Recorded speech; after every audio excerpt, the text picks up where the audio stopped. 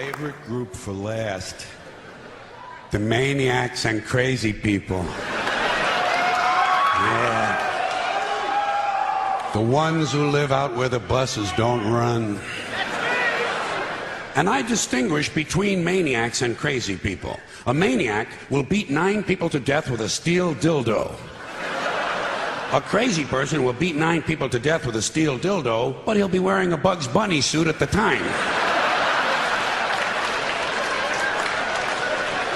So you can't put them all away.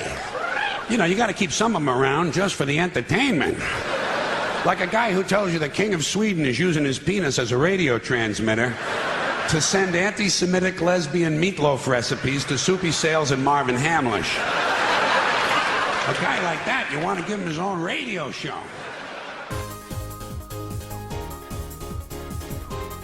Platforms. I'm 6'4". Why the hell was I wearing platforms?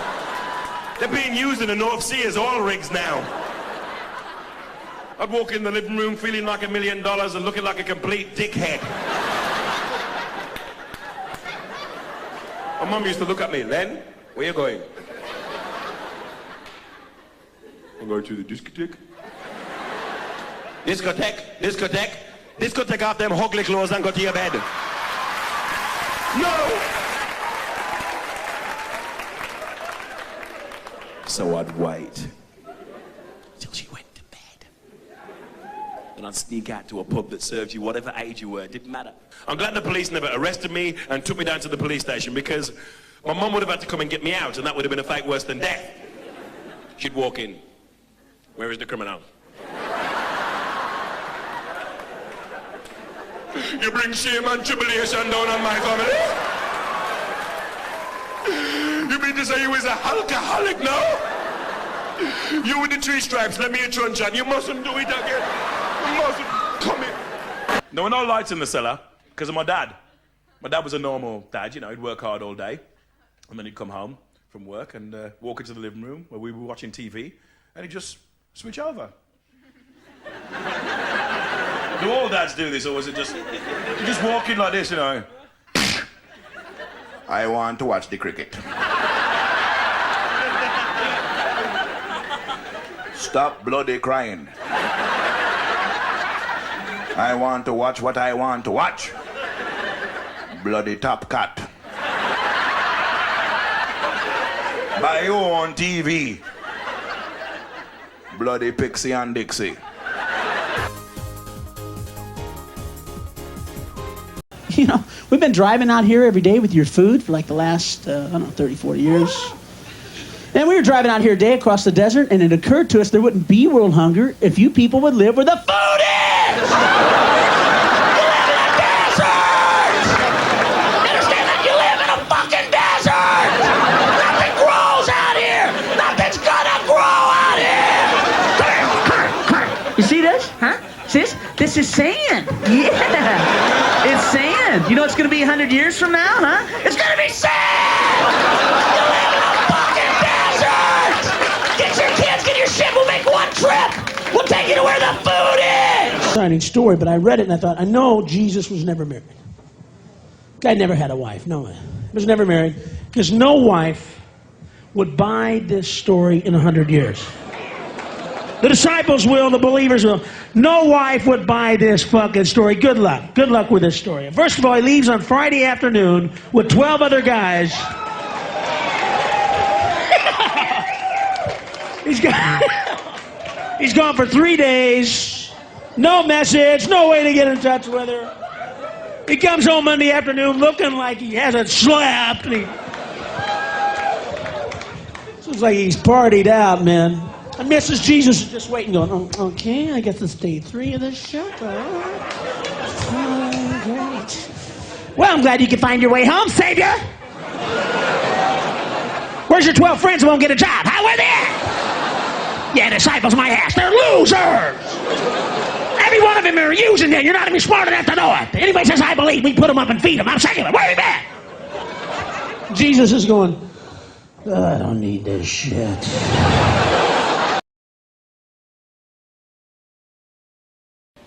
Channel 7? Okay, here we go. What do you say to your mother when she brings you bowl of Jello pudding? Yes, indeed. Thank you. Thank you. That's my Stevie Wonder. Now I'd like to show you the Bill Cosby album.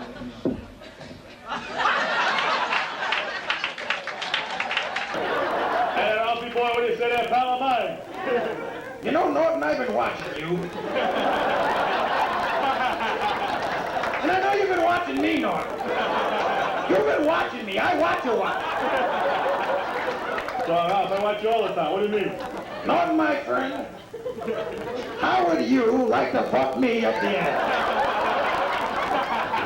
You know you want to fuck me, Norton. And you know that I know that you know that I know that you want to fuck me. Now I'm going to bend over. When I do, start fucking.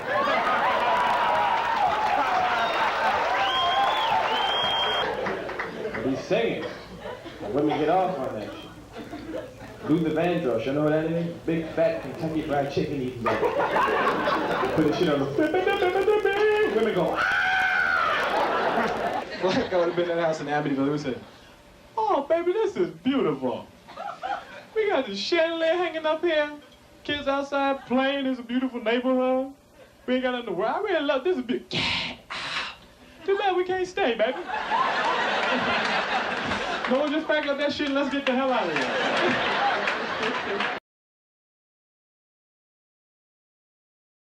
I don't know where you get these people from. Sometimes I think it's drugs. It's got to be drugs, because people on pure air don't worry about things like that. You know, the drugs, I really think drugs make people sort of, you know, they get like... I've seen them, you know, they take it, you know, and they have to hold it in, see? Then I've known people who've gotten stoned and they start to laugh and nobody knows what they're laughing at. You know, they just...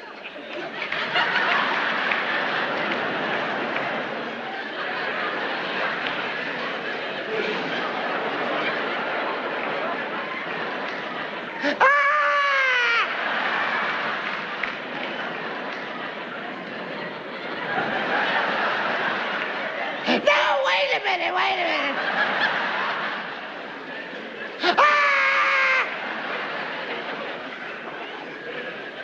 No, wait a minute. I went over to the...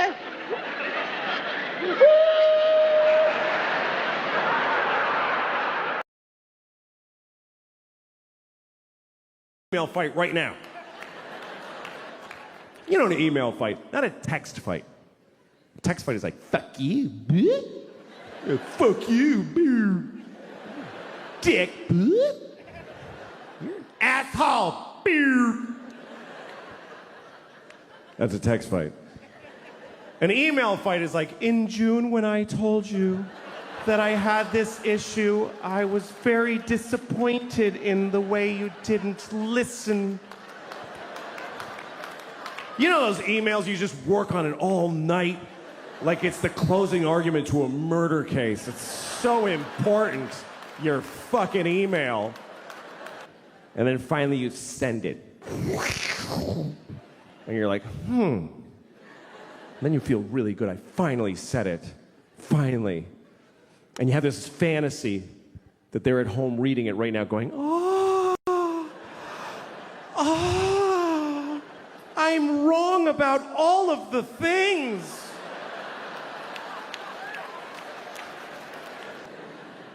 If he asked her out, how did children just know this Elizabethan parlor thing?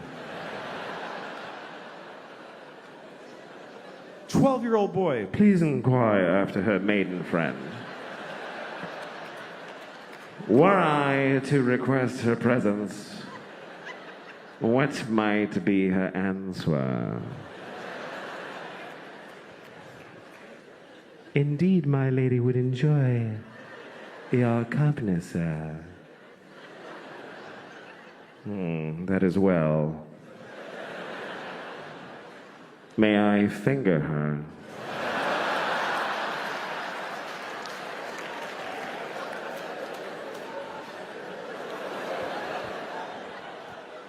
You are bold, sir. And finger her you may.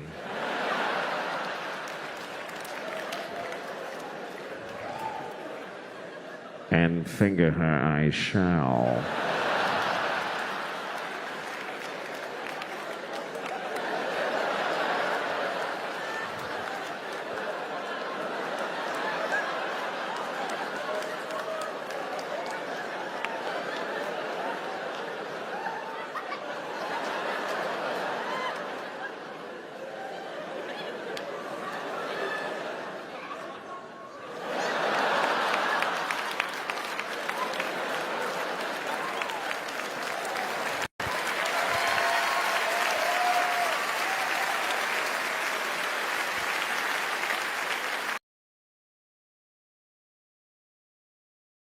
Black women got some shit with them.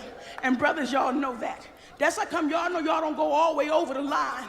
Because y'all know we some crazy motherfuckers.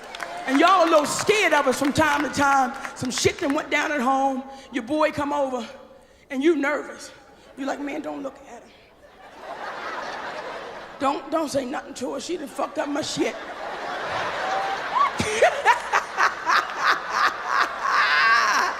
That's why I love us, baby. But see, sisters, then that's how come we can learn from the white girls. We can learn some shit from a white bitch, because a white bitch knows when to just shut the fuck up. She knows when the argument has come to a motherfucking close. She knows when to back up and say, hey, Peter. I'ma leave this shit alone. Not our black evil ass. We don't give a fuck. A sister will get the last word on your ass, baby. We can be in a goddamn coma. We gonna say our shit. He be like, bitch, don't you say nothing else. Fuck you, nigga, and your mother too. Now take that. Baby, we just got some shit. See a little white couple have an argument in the morning time. She gonna cut that shit short, because she don't wanna fuck with him. He gotta go make that paper. She's gonna say, hey.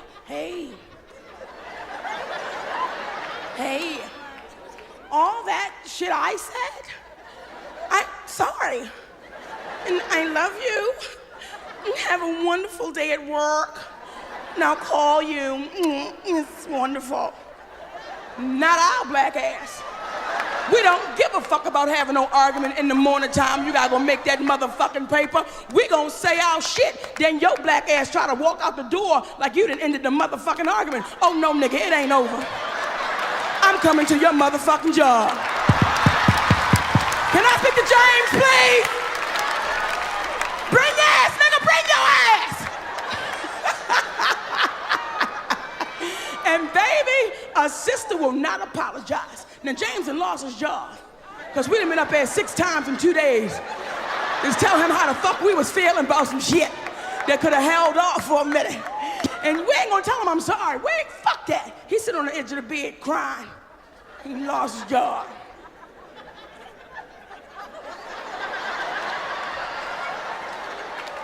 You should have let me say what the fuck I had to say.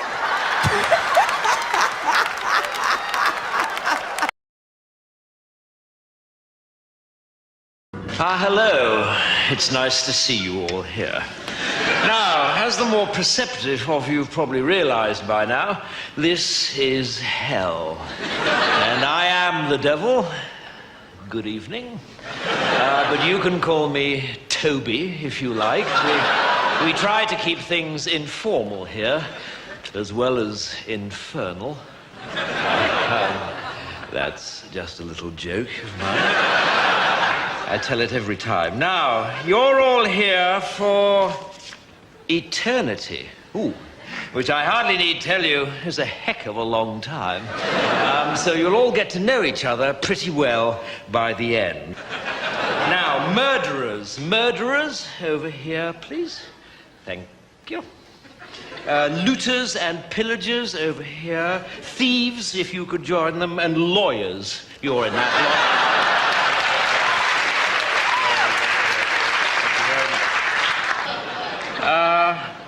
The French, are you here?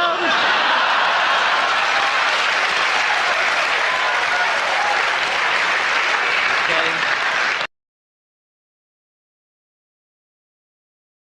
I did a one-nighter at a sports bar in Richmond, Kentucky. I did it, and we get there. I'm opening for a comedy magician.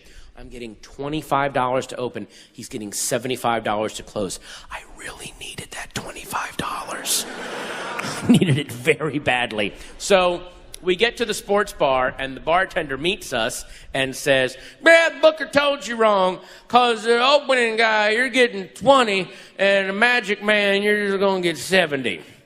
We've been shorted $5. There's nothing I can do. I need the 20. I'm in. The magician has the ugliest meltdown I've ever seen. He doesn't scream and yell either. He does that thing when you get so fucking angry. You begin speaking very quietly, but you over-enunciate every word that comes out of your mouth, because what you're telling me is the $75 that I was contractually told I would receive has been reduced to $70. Is that what the fuck you're saying? And the bartender's reaction is, yep, that's what the booker said. Like, he can't see murder when it's an inch from his face. So, the way that a comedy magician worked was, they had a stool on stage, and on the stool, they would put a suitcase, open suitcase, and in the suitcase, they had arranged very neatly all of their magic tricks. And then over here, they had a laundry hamper. So what they would do is, they'd reach into the suitcase, they'd grab a trick. They'd do the trick. They'd do a joke. John Wayne Bobbitt. They would then take the now completed trick and throw it into the hamper. So at the end of the set, stage is not all cluttered. They just grab the hamper, they grab the suitcase, they go off stage, and they reload the suitcase from the hamper, which I've seen happen dozens of times. It's the saddest thing I've ever seen. It's a Tom Waits song come to life, where it's, and the sad old magician is reloading his suitcase, and the one-legged man. It's fucking horrible. It's horrible. But that's how they did it. I go out, I do my set, silence, boo, thank you. I go off stage, the magician goes out. He is so pissed off at the bartender, still furious. Here's how he does his act. Ready? All right, I got a ball in my hand. Now it's 2 balls, now it's 3, now it's 1 again. Okay? Bam. Now, I got a rope, it's 1 rope, I snip it in 2, it's 2. Now it's 1 again. Okay? Bam. No banter, no jokes. Hate fucked the crowd with magic for 10 minutes. It was fucking amazing. And what kind of sad was, he was an amazing magician. He was really good. So there was something really beautiful about that level of skill, just used for petty vengeance. Just a guy, like a wonder worker. Oh, look, it's a rabbit out of a hat, you fucking faggots. Blam.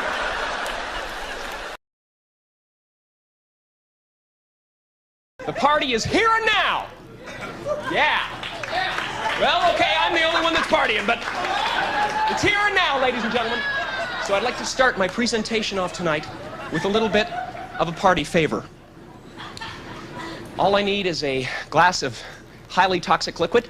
LA tap water will be fine. It's a quick impression. You can do this at your parties when you're entertaining. I call it the Angry Saint Bernard.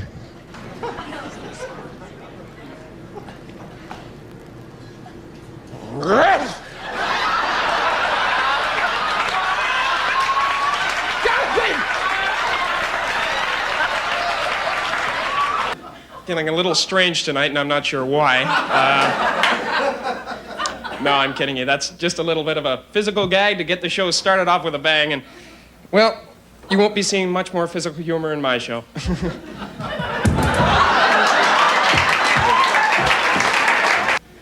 And I'd like to give you all a little taste of the Candy Man.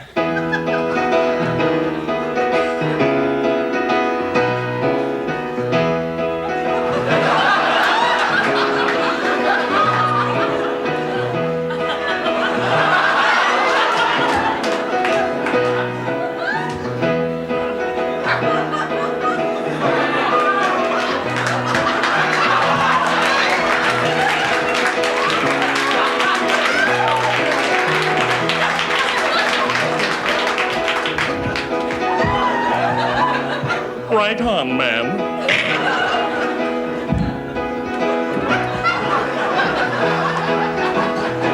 Ladies and gentlemen, I'd like to sing a really groovy song. Goes something like this.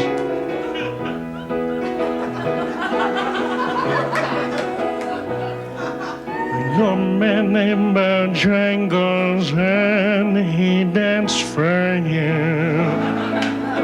And worn out shoes, so they had a ragged shirt and baggy pants. Girls are cute.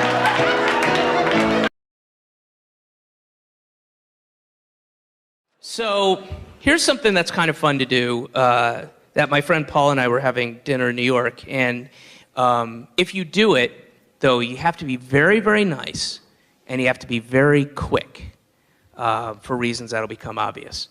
But next time you're at dinner and the waitress comes over and asks you a question, preface your answer with a very quick, "Yeah, bitch."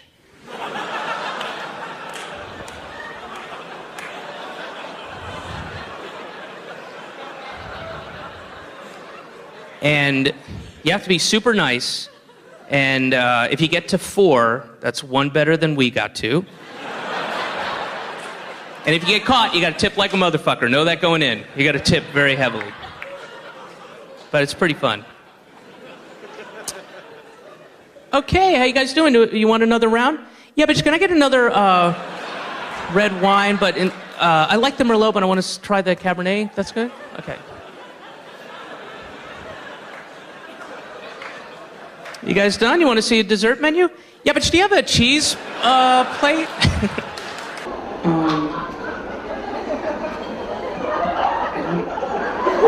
I don't know.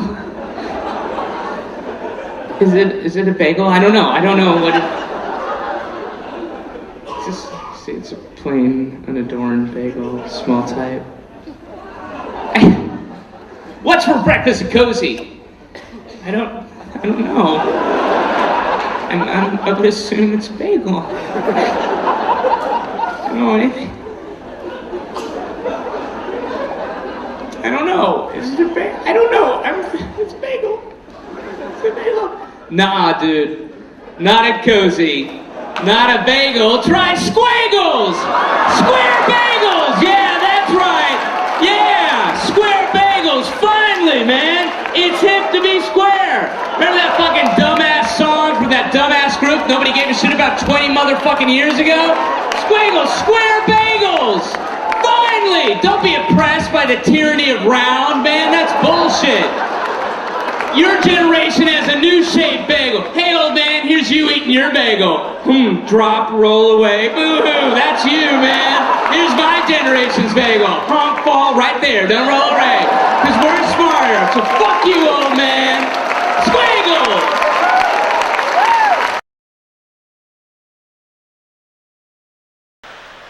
You know, and the 2-year-old, he do whatever the 2-year-old tell him to do. 2-year-old the boss. See, that's the one you gotta watch. That's that little bitch there, something else. That's how I talk to her, little bitch, fuck that. I came in the house the other day, man, 1 o'clock in the morning. She gonna send the motherfucker 6-year-old downstairs for some milk and cookies. When I'm going upstairs, he coming down, he gonna walk past me like I'm a visitor, you know. He just gonna walk past me like I ain't shit, I'm babysitting. I said, where you going, dude? To get some milk and cookies. That's how he said it. I said, I wanted to hear him say it again. I said, what? To get some milk and cookies. I said, you little bitch, you ain't too goddamn late for the motherfucking milk and cookies. Switch your punk ass back upstairs. He go,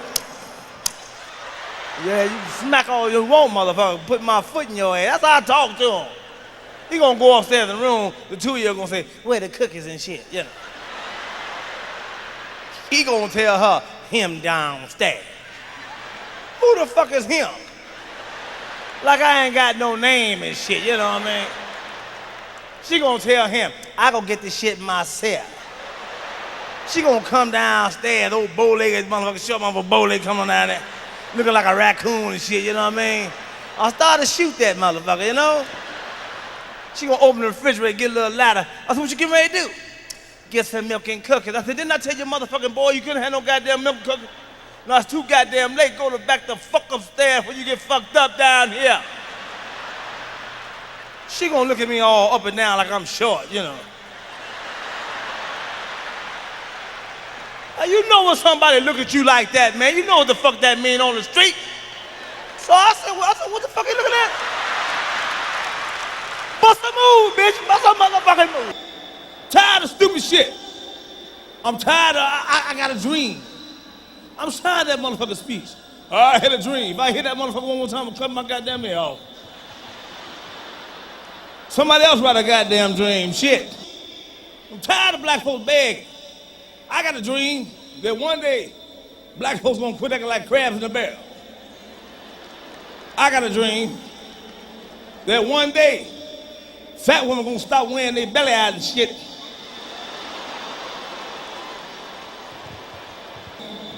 I'm tired of walking down Peace Street, some motherfucker laying all on the concrete. What type of shit it is? Motherfucker healthy than a motherfucker.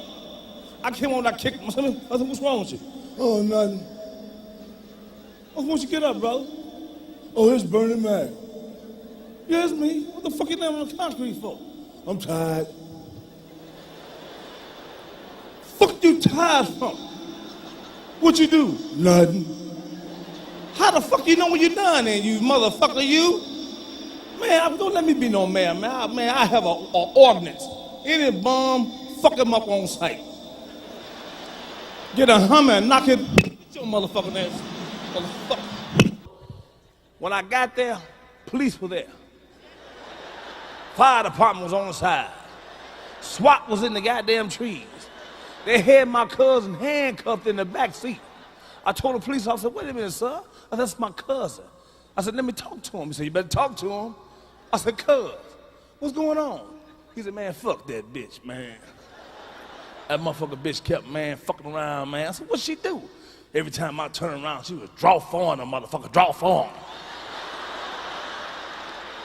These motherfuckers playing Uno.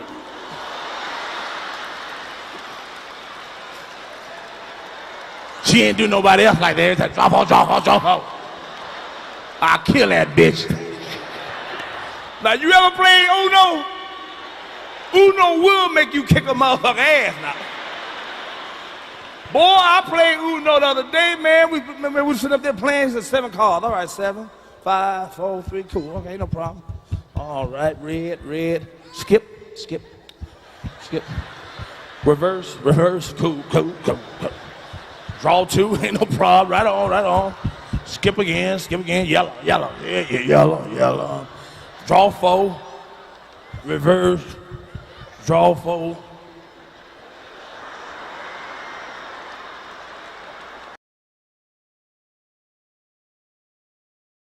You know what I'm saying? Because we got punk-ass teachers now.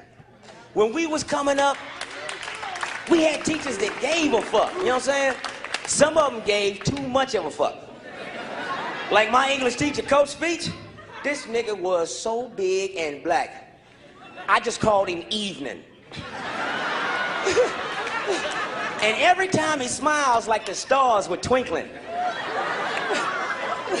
I had this motherfucker first hour, man, back Kansas City, Missouri. Now, it's already cold in the motherfucker outside. You've been standing out there all morning in the snow waiting on the fucking bus. You know what I'm saying? Tears done froze up on your face. First hour, you ain't doing nothing but trying to thaw out. So I had this motherfucker first hour, and I used to smoke a bag of weed just to go to school. I swear to God, I smoked a $20 bag to arrive. My shit was so bloodshot red, people walked up to me and stopped. I blink, they go. So I'm sitting in the classroom, right? And little Joni sitting next to me like, hey, man, you got another one of them joints on you, dog? I said, nigga, I am a joint. Sniff my sleeve, nigga, sniff my sleeve. You know what I'm saying? Coach Speaks up there. Griffin, I want you to come up to the blackboard and read this paragraph in proper English. Now I'm sitting there high in the mouth. I'm like, hey, why is this fool fucking with me? Man, you know, now I'm fucking black bull. This nigga the blackest nigga I ever seen. What'd you say? I ain't say nothing, man. Damn. Damn. I can't do it. I can't. I'm sorry. Turn the heat on, man. My hands is froze, man. How I'ma hold the chalk?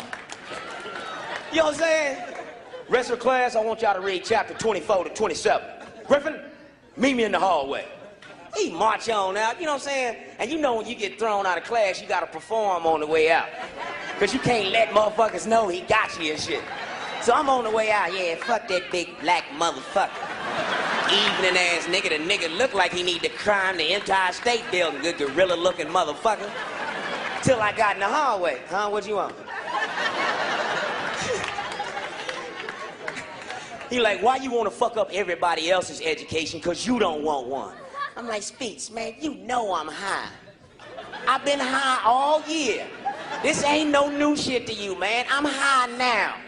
And I'm just trying to figure out in my head, why you wanna fuck up my high? You know what I'm saying? It ain't like you don't smoke weed. I don't come to your house and fuck your high up. So why you wanna fuck up my high? You know it's cold outside. I've been waiting on that bus a motherfucking hour for that slow ass nigga driving that bus, Willie. You know Willie, nigga. You know Willie. He live next door to you, nigga. We stay in the same neighborhood. Why you fucking with me, Speech? That motherfucker walked up on me. Oh, you just a little man, ain't you? Can't nobody tell your ass nothing. We'll tell you what, since you such a man, you gonna get the first one right there. No, cause it's me and you, nigga. It's me and you. Right there. And part of my head was like, I could drop this big motherfucker. You know when you high, nigga, I'm like, I'll drop this big evening motherfucker. Nigga, they gonna call it daylight when you hit the floor. And the smart part of my head was like, don't do it. Evening will kill you.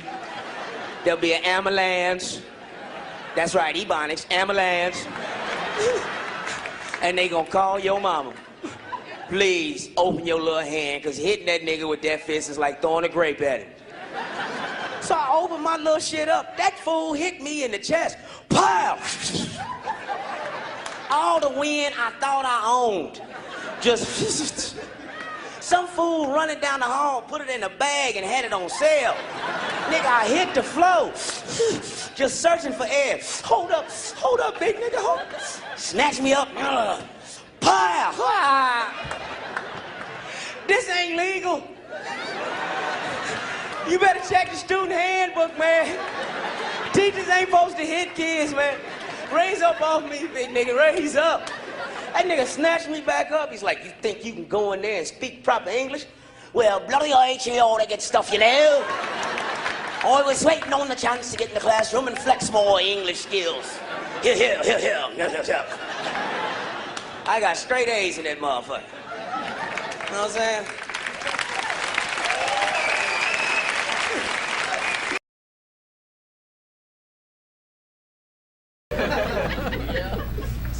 Yeah, I've noticed a certain anti-intellectualism going around this country, man, ever since around 1980.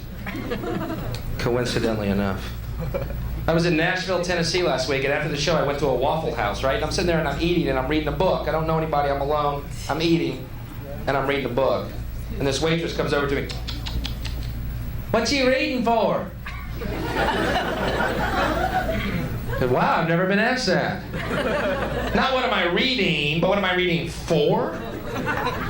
Well, God damn it, you stumped me.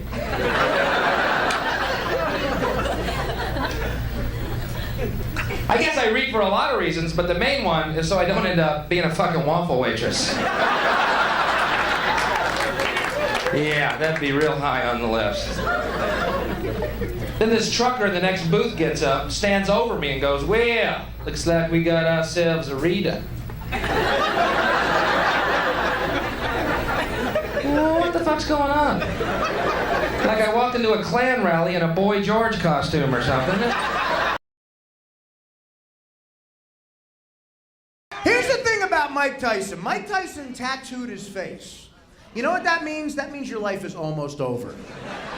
You tattoo your face, life is almost over. Mike Tyson's life is like a fantastic movie, and it's gonna end so great. I can't fucking wait to see how that ends. He tattooed his face. We're gonna start to hear about Mike Tyson just raping and killing inanimate objects for no reason. He's just gonna lose it. You're gonna hear him like defending himself go, The other day I bought a tuxedo. And the tuxedo was looking at me wrong, and I said, fuck you, tuxedo, and then I raped it and I killed it. I raped my tuxedo.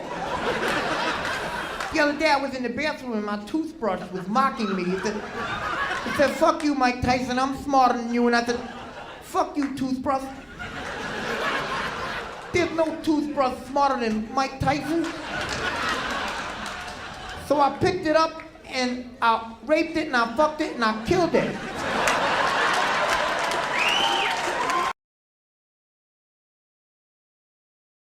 Crazy. I mean, this country crazy, man. Whoppers done went up to 353. I'm losing weight with that son bitch and all. Shit, that's just ridiculous. Whoppers high as hell. They need to put Clinton back in office. They mad at Clinton. You remember they was mad at Clinton. He got a blowjob. Oh, so? That's what you supposed to do when you the president. Get a blowjob. You can get you one of these. All you gotta do is say, hey, baby, you go down on me, I go down on taxes.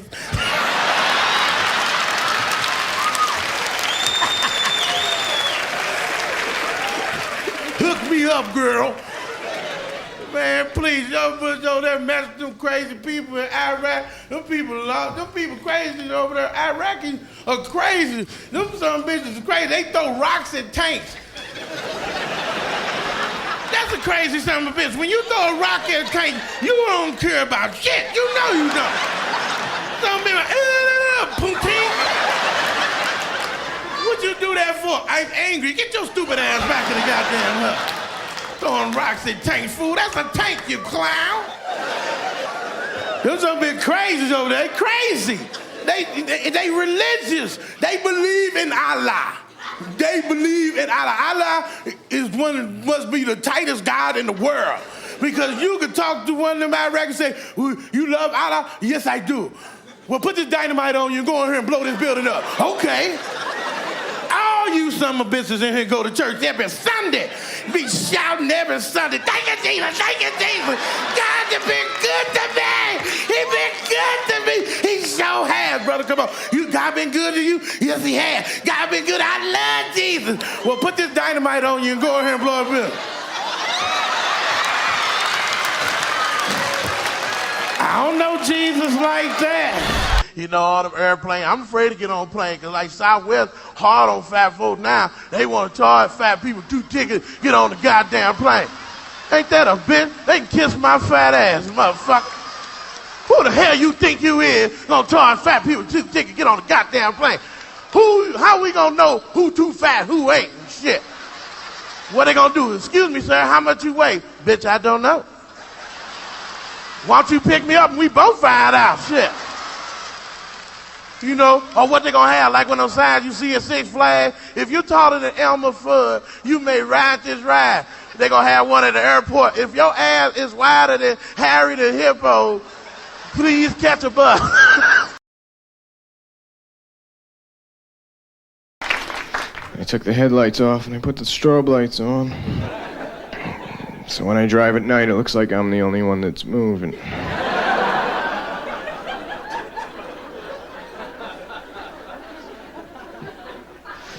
I like my dental hygienist. I think she's very pretty.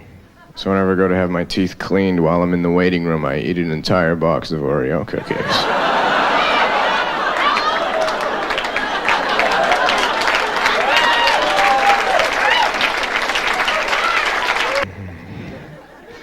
One night I couldn't sleep, so I got up. Then I got hungry, so I went down to the store that I know is open 24 hours. When I got down there was a guy outside locking it up. He said, sorry, we're closed. I said, what do you mean you closed? The sign says open 24 hours. He said, not in a row.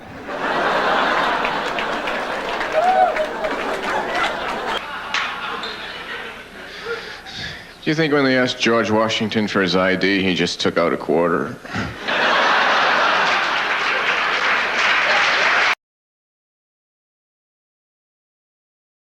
How many dads here tonight? A lot of dads? Applaud if you're a dad. Yeah. My dad was the kind of guy who didn't like people. We'd be in the family car driving down the street, and my dad would spot somebody walking down the street that was a little different. Oh, he'd slow that car down.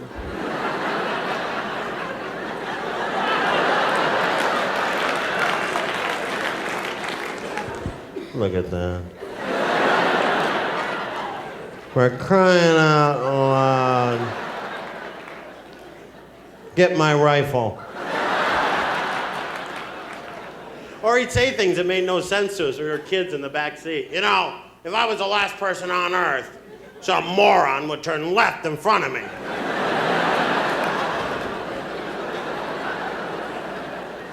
What? And whenever he'd say that, too, if I was the last person on Earth, you'd always turn to your brother and go, wish he was, don't you? And my dad, I heard that. That's right, when I was a kid, they didn't have children.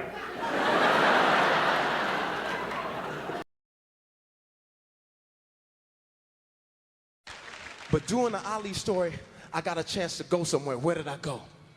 Say it again. Africa. Hello, willow, wang, willow, willow, wang, willow, willow, wang, willow, willow.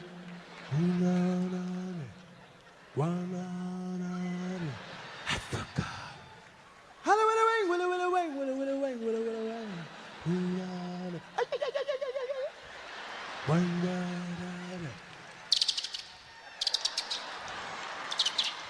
Hello, willow, wang, willow, willow, wang, willow, willow, wang, willow, willow.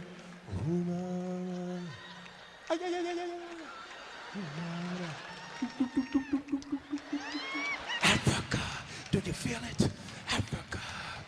Hello, willow, wang, willow, wang. Go on, go on,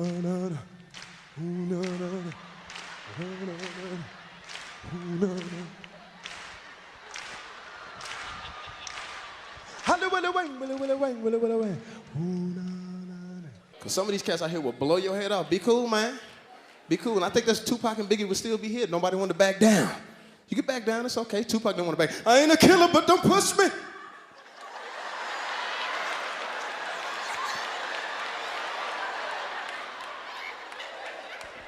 And Biggie didn't want to back down. You know, Biggie didn't know that's real, like Puff said, you know, it's real. That's real, I'm serious, that's real, you know. Super Nintendo, Sega Genesis, when I was dead broke, man, I couldn't picture this.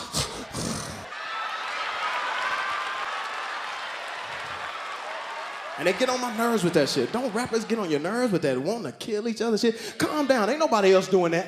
Am I right? No other entertainers are doing that. You know I'm right. You don't see like no country western stars going at it and shit.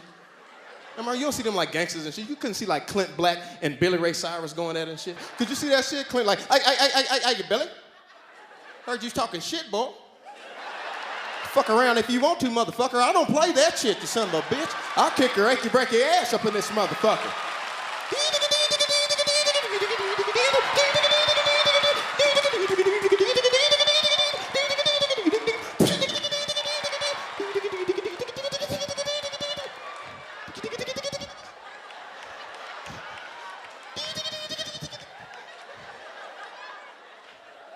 You don't see nobody else doing that. You don't see like Morgan Freeman and Bill Cosby mad at each other. Gangsters and shit. Could you see that Morgan Freeman as a gangster like, hold on now. Hold on, Bill, now. Don't play the bullshit now. Whoop your ass in this motherfucker, Bill. I ain't driving Miss Daisy this evening.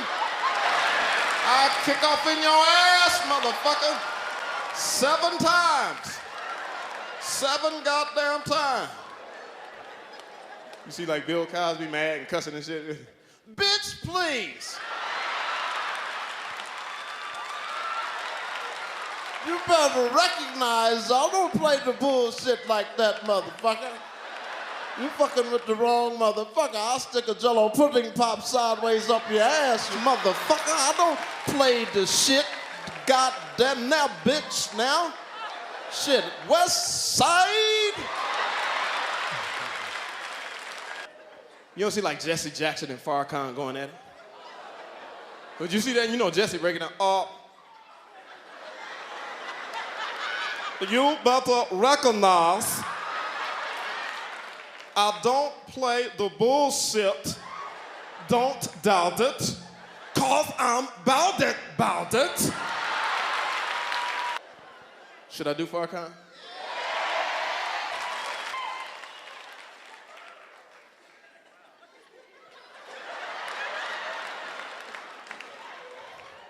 You know, it's amazing how you would talk to me like that, Jesse. All right. It's amazing.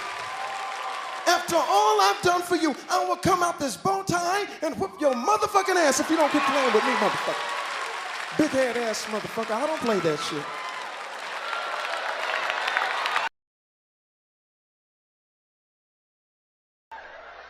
I promise y'all, I used to play the organ at church, for real. Now, now this musician right here, this man can vouch for me. He know. Sometimes when the old folks be singing, they be on beat, but they be on the upbeat, right? You be on the downbeat, but they be looking at you like it's you messing up. I be looking back and like, ain't me.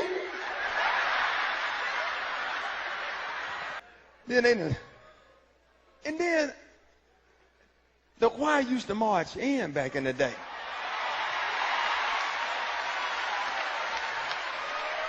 What happened? The choir used to march in. Now, what they do is they come in and put their pocketbooks up there and go out, use the bathroom, drink some water, drink them a soda, eat some cookies, and then come back. Then that used to be exciting. That was like the Veterans Day parade. Especially the old ladies. Lord, when the old ladies march in, have mercy, Jesus. It'd be 2 o'clock before they get up there, but give me, we're marching over to Zion. We're you know, just an old slow drag. Now drag it like they be playing. It wasn't even no drums in church.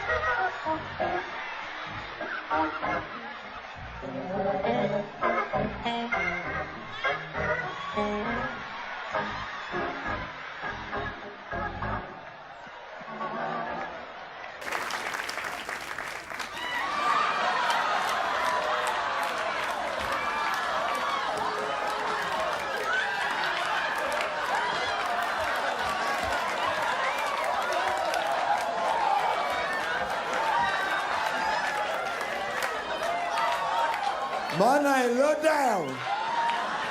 My name, look down. My name, look down. Leave me alone. My name, look down. My name, look down. My name, look down. I better say my speech. Leave me alone. Okay. I didn't come right here to stay. All I came to say, Happy Easter Day. Ooh.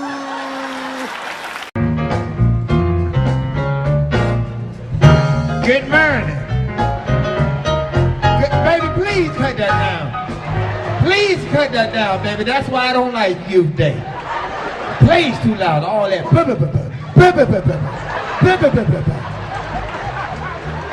This ain't the club.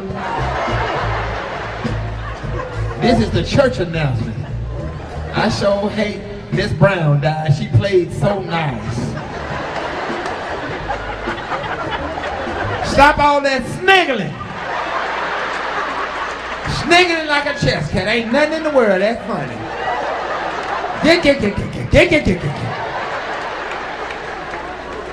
Crack babies. If you're gonna play something nice. Stop all that.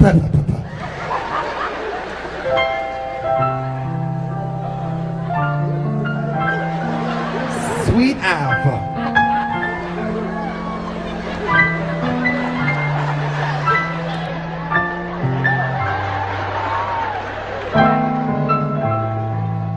To the pastor,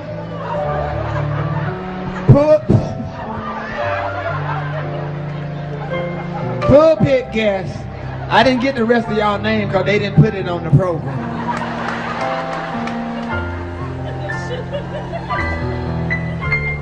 We will be serving Captain Crunch for our prayer breakfast. We asking all members to bring a half a gallon of sweet milk. All of the prizes will be donated to the Sunday school. We asking all members to come out to our Thursday night bingo. It's not gambling if you win.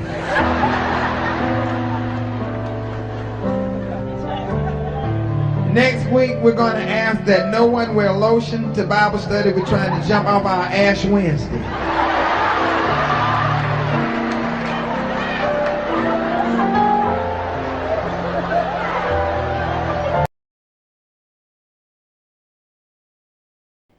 Believing that Claire was the way. And after 4 years, do you know how they repaid me? They give me the lowest grade in the group. And that's not a joke, love. That's poignancy. And I had to ring home and say, Dad, I got the lowest grade. I feel like I've let you down. My dad said, you've not let me down, son. I never thought you'd pass. Never thought you'd pass. You know the song, I Saw Mummy Kissing Santa Claus.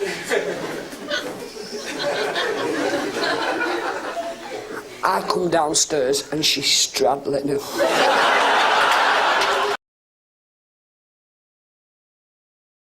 What causes it? It's you fucking Christians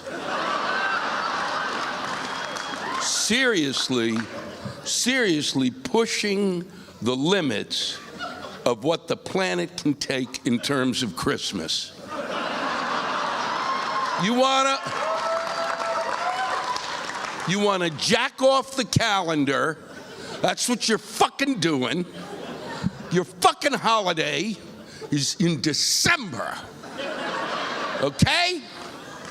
And when you fuck with the goddamn calendar, the weather doesn't know what to do.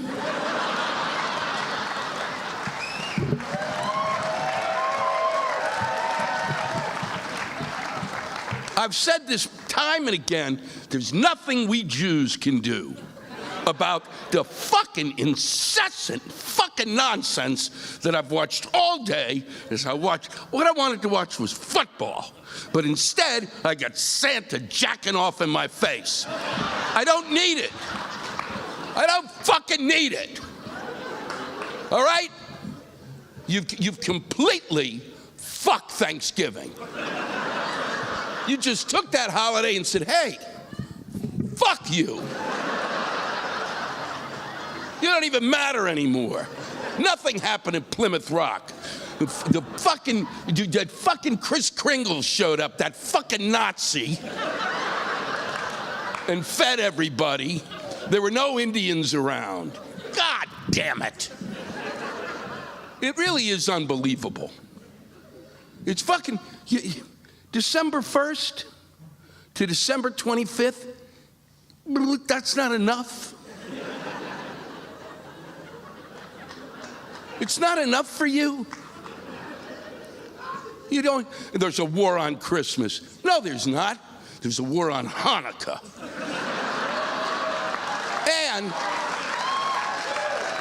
And you didn't even have to declare war. You won.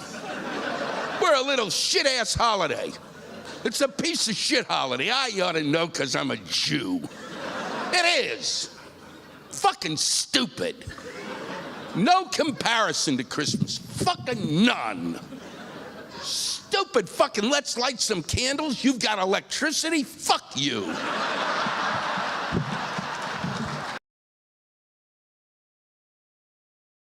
My first cousin died. Now, see, we're talking about my side of the family. And don't let this go no further. You know, he's the one that got killed with a hay baler. Yeah, out baling hay. Thank goodness he was working near the road there. And somebody just driving by happened to notice that this hay baler was running amok with nobody on it. At first, they thought he had just gone to lunch. Then somebody with a brain said no.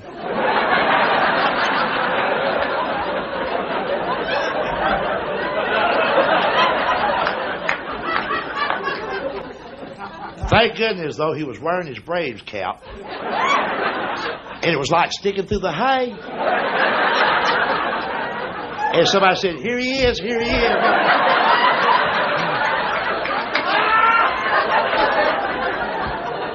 And we gave them a chocolate rabbit. When you and I were little, the phone would literally have to ring 20 times before anybody would get up to go answer it. As hard as it is for some of you in the audience tonight to believe, there was a time, not that many years ago really, when we would actually get into an argument because we didn't want to answer the phone. It'd be like, you get it, I got it last time. I ain't answering that damn phone.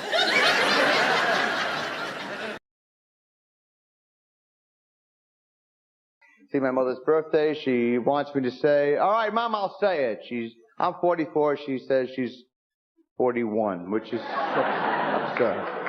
But she's 41 next Tuesday. Actually, she's 135 because she had sex with one of the Wright brothers. I happen to know that. It's just a picture. I'm just kidding, Mom. It's a joke. I'm a comic. She thinks I'm a dentist in Fort Lauderdale. It's a sad thing.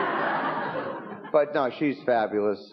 She means harm, and I'm sure she's fabulous. Every family reunion, it's the same thing. When I was growing up, my mother would have like a toast at the opening of a reunion. You're killing your father, and then she would drag it up.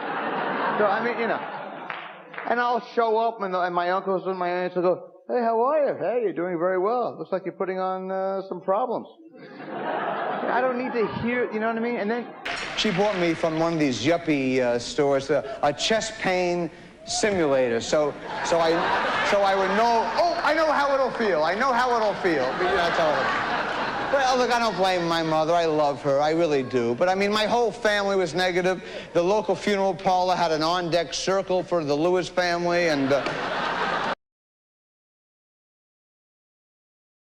In a career that lasted nearly 40 years, our next act became one of Britain's favourite comedians. With 15 self-titled TV shows to his name, he was one of a very small number who got his laughs from deliberately performing badly.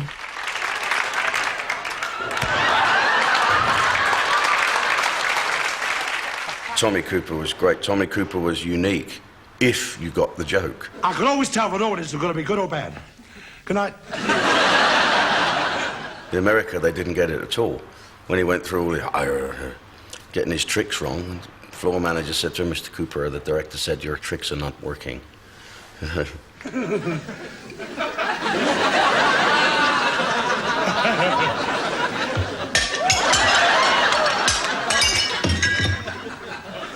I backed your horse today, 20-1. Give me 20 past 4. And the jockey kept hitting like that with a whip. Not like that, like that. What the British people like is a really good character and a warmth and a spirit. It doesn't matter what he did. People absolutely loved him. Spoon, Jar Jar Spoon! I think anyone can do magic badly, but you have to be a genius like Tommy Cooper to get away with doing it the way he done it. He knew what he was doing. It was a natural thing. It was just a natural instinct he had. He knew what the prop was.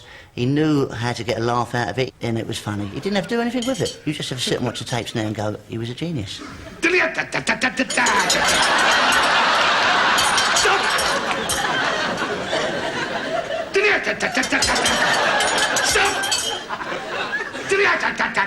Well, pull it.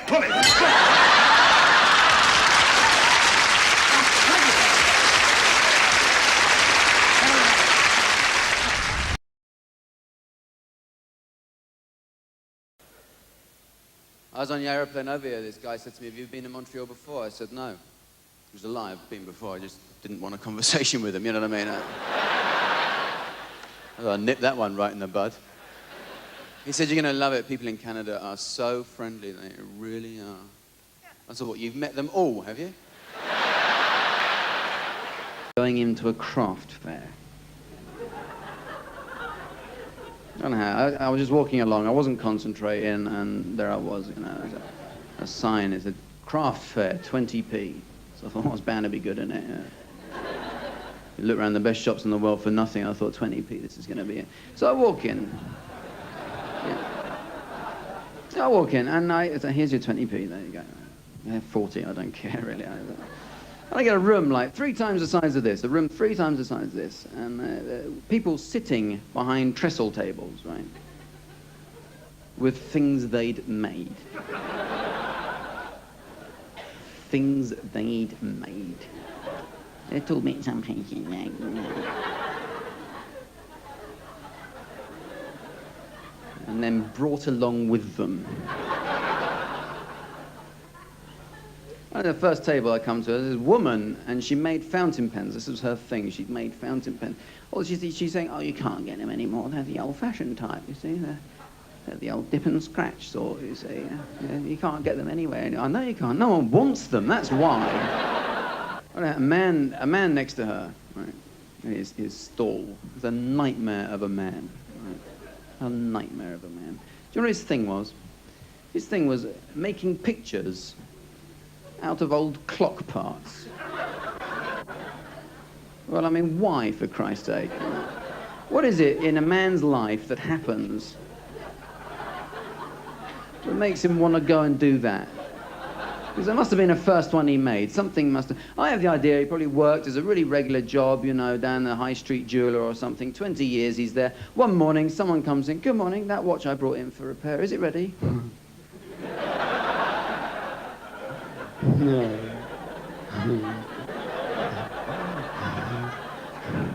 Look what I made for you.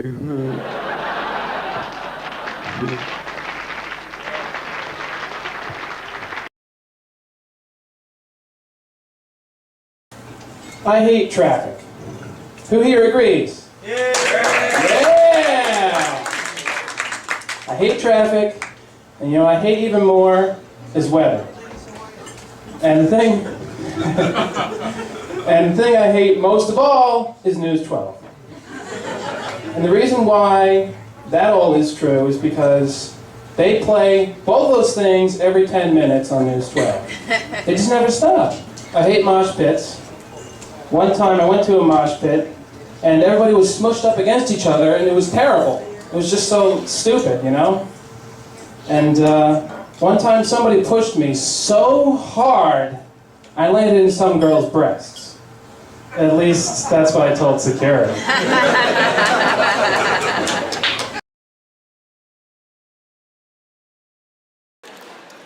Love hurts. You know when you're in love? Look at these women, 40 and 50. Look how they sit with the man. That's a love thing. There's a lot of pain coming up through that situation. Where you get these tickets from? That's love. You just holding hands. You look so good. You know, you look so good. You in heat. And no, cobblestone. I know it looks good because it's old. Take it out. Take it out. Get yourself some concrete. I know it was part of Canada. I know it's part of your... Take it out, chip it off, and lay some asphalt down so people with bad feet and bad bunions and over 55 can walk places.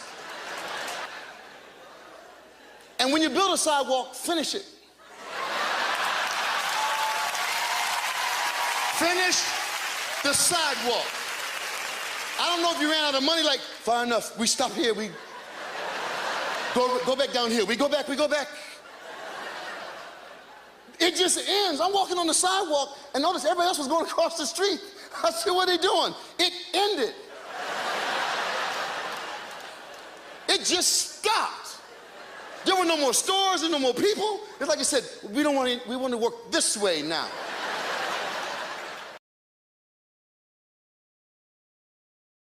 Here's my idea for a fucking sport. I knock a ball in a gopher hole. Oh, you mean like pool? Fuck off, pool! Not with a straight stick, with a little fucked up stick. I whack the ball that goes in a gopher hole. Oh, you mean like croquet? Fuck croquet! I put the hole hundreds of yards away! Oh, fuck out, yeah! It's great fun there! Oh, yeah, that's a great thing. Oh, like a bowling thing? Fuck no! Not straight, I put shit in the way. Like trees and bushes and high grass, so you can lose your fucking ball and go whacking away with a fucking tire iron. Whacking away, and each time you miss, you feel like you're gonna have a stroke. Fuck, that's what we'll call it. A stroke, because every time you miss, you feel like you're gonna fucking die. Oh, great. Oh, and here's a bit of part. Oh, fuck, this is brilliant. Right near the end, I'll put a flat piece with a little flag to give you fucking hope. But then I'll put a pool and a sandbox to fuck with your ball again. Ah, you'll be there trashing your ass, jerking away in the sand.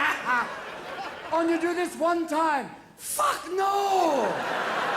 18 fucking times!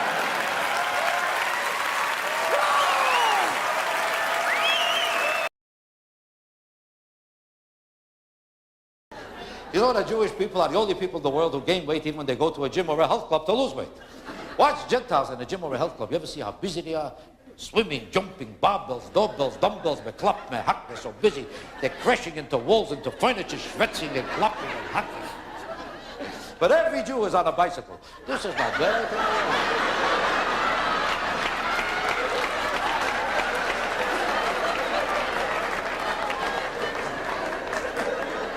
It doesn't bother me. Some people like it, some don't, let's be honest. Like, I have a girlfriend. My girlfriend to me is the most wonderful, most remarkable person in the world. That's to me. But to my wife...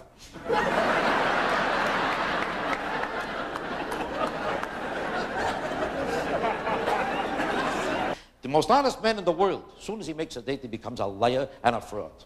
Every man, I don't care who he is. By the way, he starts out, hello, did you eat yet? Every date starts out with that question. Did you have dinner? What the hell has a dinner got to do with what you want from this girl? You took her out because of a dinner? Is that what you want from her? Answer the question before I throw you out.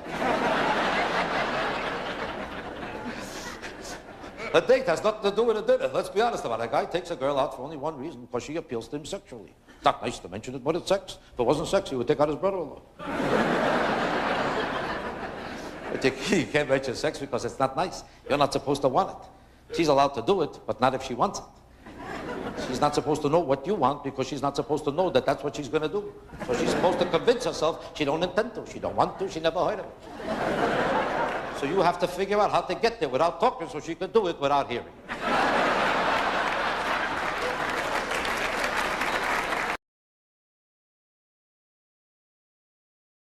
I know I need to go to jail for saying a lot of things I said tonight, but a lot of people need to go to jail. You know that? You know who needs to go to jail? People that pass you on the freeway and then go slower than you were going. These people need to go to jail. They need to go to jail. The weatherman needs to go to jail. Weatherman has the only job in the world where he's never right and they say, all right, come on back in tomorrow. Weatherman always telling you what it's almost going to be. Mostly. Chances are. Chances are. You go to school, a teacher asks you how much is 3 plus 4. You can't go nearly 7 with a 20% chance of being 8 and maybe 9 in the low-lying areas. Next time I see my weatherman go, hey, this gun is partly loaded. Now, is it going to rain or not? A lot of people need to go to jail. Commercial in Los Angeles, environmentalists, ecologists, they're concerned about SUVs consuming too much energy. And their slogan is, what would Jesus drive? Have you heard about that one? What would Jesus drive? And you know me, I be thinking, Jesus would drive a Honda. Jesus would drive a Honda. If you read your Bibles, Acts 2:1 says, we shall all be in one accord.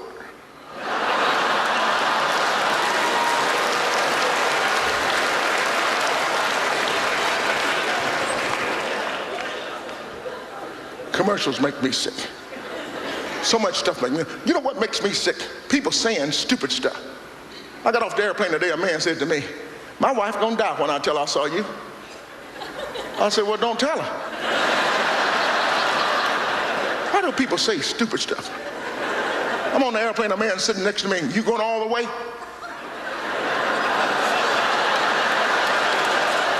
I said, I hope like hell I'm going all the way. I didn't buy no halfway ticket. I'll be thinking about stuff. How come they got 18 handicapped parking spaces at the Home Depot? Yeah, I said it. I talk about everybody. I ain't scared. My best friend in Los Angeles, he's in a wheelchair. He's been pleading with me for years. Please write a joke about us. We want to be talked about too. Don't feel sorry for us. You talk about everybody else. We want to be included too. I told him, okay. I told him I'm pissed off at the government for spending $100,000 per bus to have a wider door and an elevator lift their ass up on the bus. I be thinking, how about a rope? Give them a rope. Hook their ass up to the back of the bus. When they get where they're going, let go. He said, that's good. I said, oh, I'm not through. You got me started. I'm not through. 18 handicapped parking spaces at the home. When the last time you seen somebody at Home Depot in a wheelchair, give me 3 sheets of that plywood up there and a bucket of nails.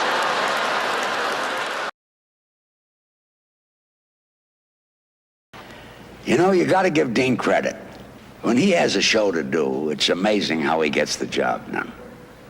For instance, he's got to introduce everybody on this dais. And believe me, it's not easy. He's got to stand up to do it. In fact, the doctor gave Dean 1 day to stop drinking. Dean picked January the 20th, 1999. Look, I know at these roasts you're supposed to say terrible things about the guest, but how can you say anything nasty about Jimmy Stewart? I like to say nice things about everybody. I can't even insult Don Rickles. Now, Milton Berle I can insult. Yeah, I'd enjoy insulting Milton Berle. I think I will. Last week I ran into his wife and I said, Ruth, I know you and Milton have been married a long time. How's your sex life? She says, are you kidding? Milton gets more laughs in bed than he gets when he plays Las Vegas.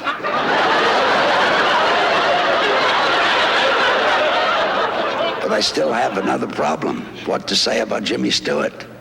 He managed to live 50 years in Hollywood and never had his character blemished. He's a perfect citizen. Whenever there's a wild party with the booze and the girls, when Jimmy hears about it, it makes him mad because he's never invited. I love Jimmy because he's so casual and so easygoing, and he talks slow and he listens slow. And he eats slow, and he walks slow, and yeah, he does everything slow.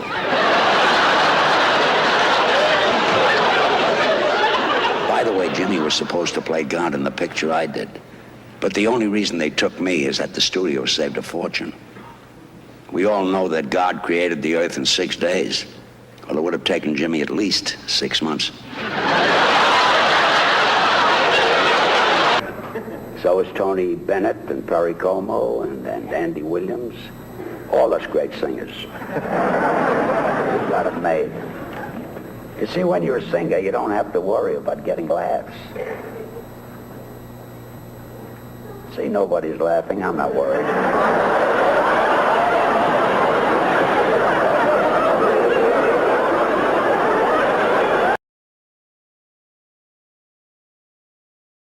Quite a lot of young people in. If you're young and your parents are getting divorced, it can be a very difficult time. But remember, it's not your fault. Your mum's a slag.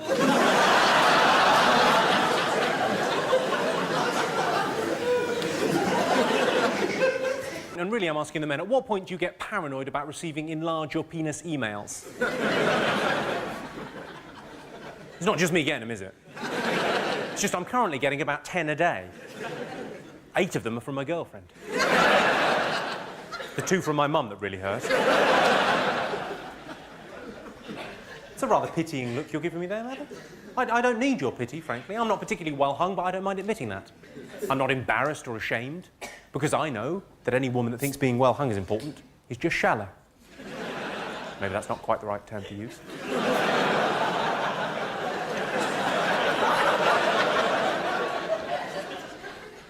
I broke up with a girl once because she lied about her weight. I say that, she died in a bungee jumping accident.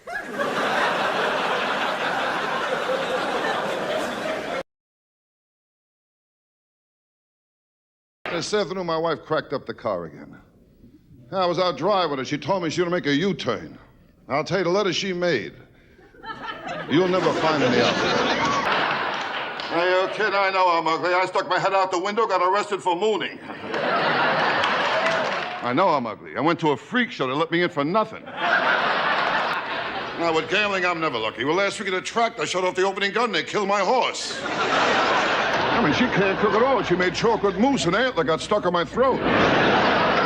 I'll tell you one thing, though, when I have sex with my wife, it's like magic. As soon as I get in bed, she disappears. And my doctor, he don't help either. He told me to run 5 miles a day for 2 weeks. I called him up. I said, Doc, I'm 70 miles from my house. I'll tell you, nice to hear you laugh, though. I'll tell you, that really is nice. Now, because where I live, there's no laughs, you know. I live in a bad neighborhood. Well, just last week, a guy pulled a knife on me. I could see it wasn't a real professional job. There was butter on it.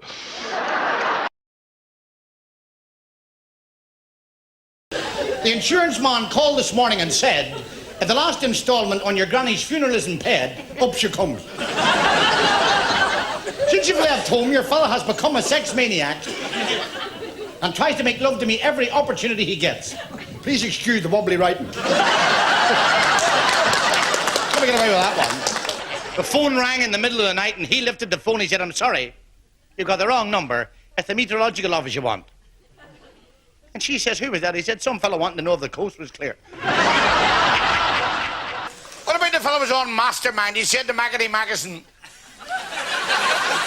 do you mind if I answer questions with my back to you? He said, not at all. He says, what's your name? Joe Wilson. Where do you come from? Luton. What do you want to answer questions on? English political history, 1931, 1981. Occupation, taxi driver.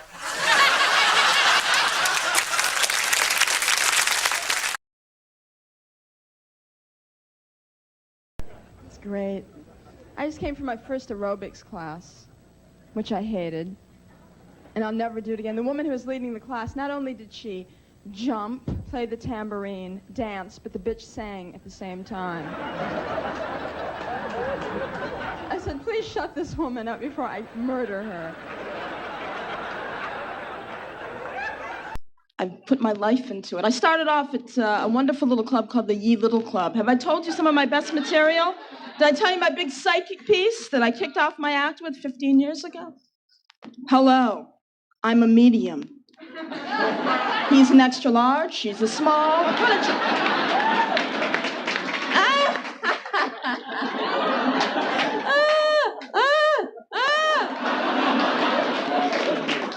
then I followed up with my big killer Mary Tyler Moore piece. My impression from the Dick Van Dyke Show.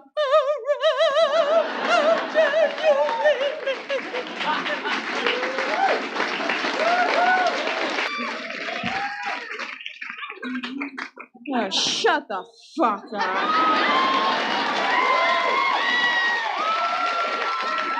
Oh, knock off your phony laughter. It makes me sick.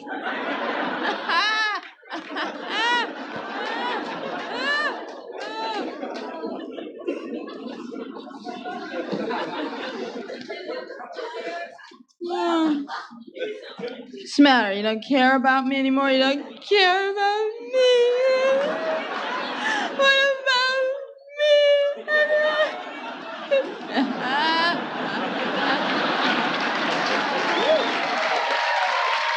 On after a long and fruitful life, leaving so little behind in the way of earthly possessions. A well-worn...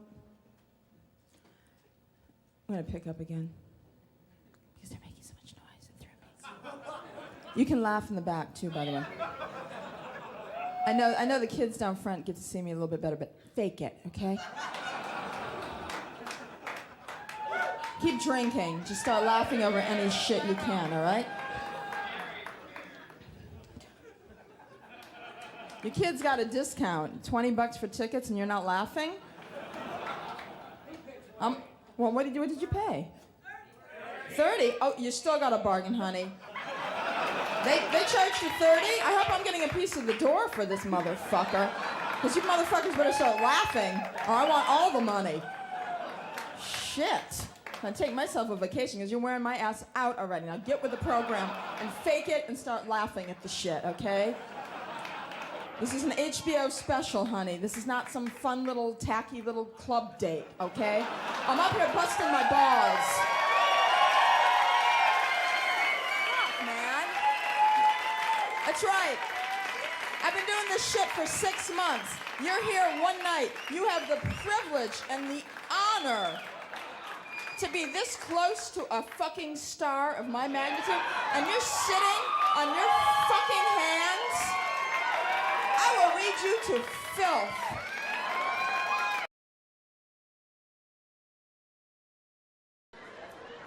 People, you can't take yourself serious, man. I mean, Mike Tyson got upset. I didn't want to make that nigga mad, you know. Keenan did him. My brother did an impression of him, and Mike thought it was me. I swear, I walked out of the store, he was with Tommy Hearns. I walk out the store, Mike goes, "There he is!" Nowhere to run. One of them stores that lock after your black ass. And I was just nervous, you know, and Mike grabbed me. He didn't hit me, he grabbed me and bit me. Right here, bit me on his eye. I saw you doing me on TV, man. I didn't like that, funny man. You think you're funny? Hey, don't try and lie to me. Don't try and lie to me. Tommy saw you too. Tommy, didn't you see him doing me on TV? That's why I was with the nut side. She said over on, going with the nut side, and everything with the other side said going with the other side. That means yes. Your mother so fat when she get on the scale, it says to be continued. Yeah, so you so poor you can't even pay attention. Yeah, your sister's so ugly they gotta tie pork chops on her neck so the dog will play with her. Yeah, so your mother is so black. Your mother's so black every time she go to night school, the teachers mark her absent. Hey man, let's not talk about mothers, man. Let's just get off of mothers. Let's get off of mothers. I just got off of yours.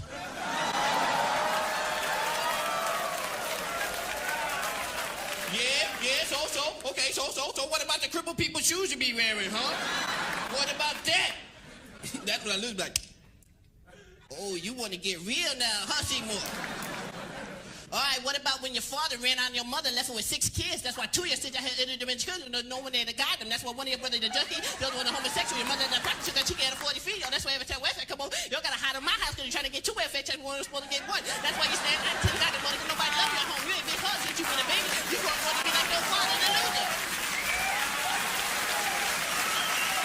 They're just hard-headed, you know. My kids don't listen to me. My son, the only thing they listen to is Michael Jackson.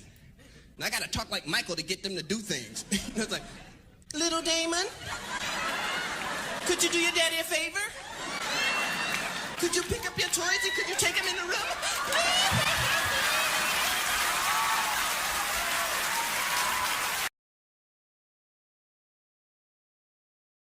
We did it all. We did it all. We did whatever we get our hands on back in the 70s. We did fucking handfuls of mushrooms, pills, ludes, coke, whatever it was. We just fucking swallowed it, okay? That's what we did.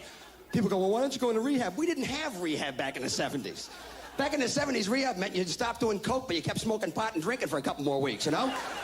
Yeah, give me a case of Budweiser and an ounce. I gotta slow down, Jesus Christ. I'm out of control. Look at the size of my pants, for Christ's sake. Because that's the big thing now. Rehab is the big fucking secret now, isn't it, huh? Yeah, you can do whatever you want, just go into rehab and solve your problems. Isn't that the big celebrity thing? That's what I'm gonna do. Yeah, I'm gonna get famous. Then my career starts to flag. I'm gonna go on a 3-month fucking bender, okay? Coke and fucking pot and smack and fucking booze and drive over people and beat up my kids, go into therapy, go into rehab, come out of rehab, be on the cover of People magazine. Sorry! I fucked up! That's what they do, man. They go into rehab and they come out and they blame everybody except themselves. They blame their parents, right? That's the way everybody comes from a dysfunctional family all of a sudden, huh? Roseanne Barr comes from a dysfunctional family. Not Roseanne. She seems so normal to me. The Jacksons were dysfunctional. Not the Jacksons. These people give each other new heads for Christmas, for Christ's sake. I am sick and tired of hearing that fucking speech, you know? These people come out of rehab and they always have the same story. Well, you know, I became an alcoholic because my parents didn't love me, you know? And then I became a junkie because my parents didn't love me enough. And I went into hypnosis and therapy and I found out that my parents used to hit me. Hey, my parents used to beat the living shit out of me, okay? And looking back on it, I'm glad they did. And I'm looking forward to beating the shit out of my kids, aren't you? For no reason whatsoever. What'd you hit me for? Shut up and get out there and mow the lawn, for Christ's sake. There's therapy for you, mowing the lawn and crying at the same time. The Larry kids in therapy again. Their lawn looks great. It's unbelievable. God. I'm just not happy. I'm just not happy. I'm just not happy because my life didn't turn out the way I thought it would. Hey, join the fucking club, okay? I thought I was going to be the starting center fielder for the Boston Red Sox. Life sucks. Get a fucking helmet, all right? I'm not happy. I'm not happy. Nobody's happy, okay? Happiness comes in small doses, folks. It's a cigarette or a chocolate chip cookie or a 5-second orgasm. That's it, okay? You come, you eat the cookie, you smoke the butt, you go to sleep, you get up in the morning and go to fucking work, okay? That is it. End of fucking list. I'm just not happy. Shut the fuck up, all right? That's the name of my new book, Shut the Fuck Up by Dr. Dennis Leary. A revolutionary new form of therapy. I'm gonna have my patients come in, doctor, I shut the fuck up, next. I don't feel so, shut the fuck up, next. He made me feel so much better about myself, you know? He just told me to shut the fuck up, and nobody had ever told me that before. I feel so much better now. Whining fucking maggots.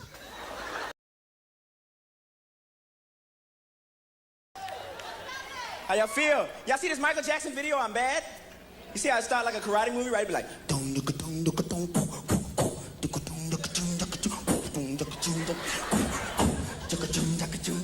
This nose ain't mine. Right? See this little monkey walking behind him like... I like the slow record Mike sings, man. You hear the slow and he goes... Each time the wind blows, in my heart I know, ooh, I'm gonna buy them. I look out my window, and deep inside I know, ooh, I'm gonna buy them. By far, one of my favorite singers has got to be Al Jarreau.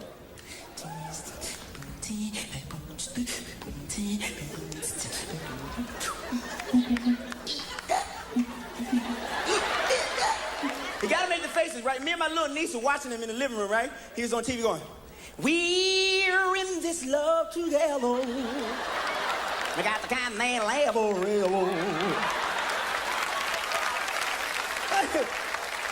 My little niece said, what's wrong with his face?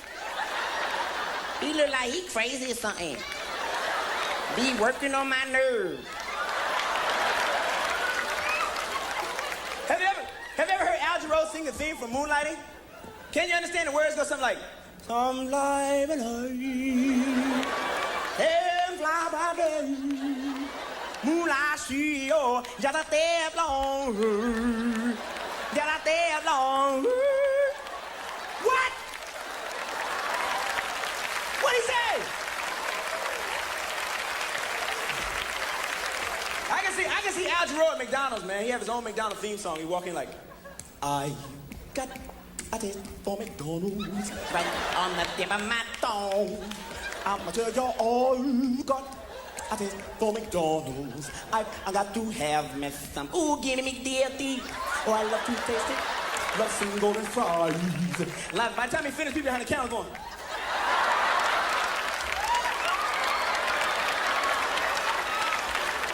Check it out, check it out, check it out. Prince at McDonald's.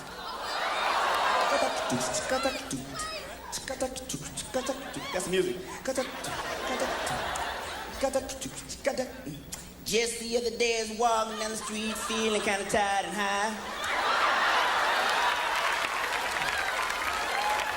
Stopped into McDonald's because I was kind of hungry, got a burger and some fries.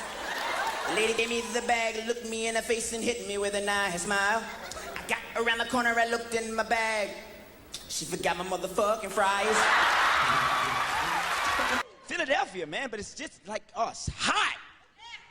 Damn, it's hot. I down South Street saw a cat with a soda. He started talking to me, boy, you better get you one of these. I don't know why you half-stepping.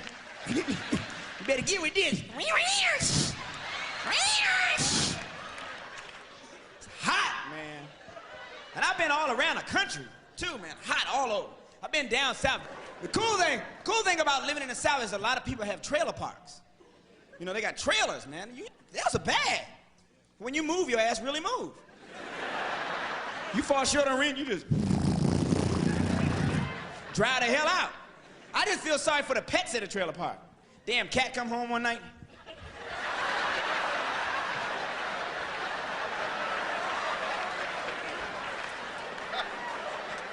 Ain't this a motherfucker? Damn!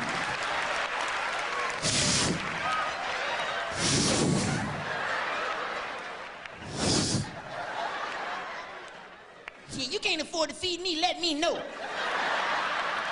This is some bull. I can be down South Street and have me a soda. This is some bull.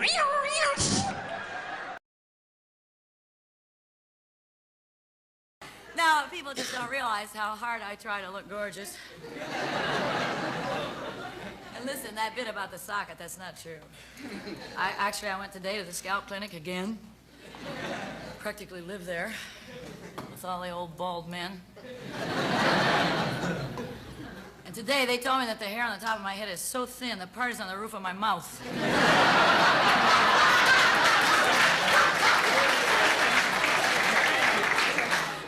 Then he gave me a toothbrush and told me to comb my hair. I got a lot of problems. If skirts get any shorter, I'm going to have my legs fixed. They don't go all the way up.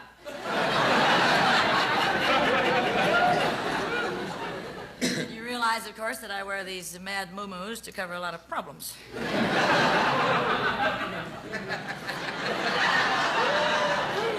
You know, I'm the woman who used to think middle-aged spread was a cocktail dip. And I am actually a Slenderella reject. They simply wouldn't take me. They said they weren't going to be in business that long. But I've compensated. You wouldn't believe it. I go to a pool every day and I wear a bikini. It's scary, isn't it? Whereas I wear it over an old raincoat.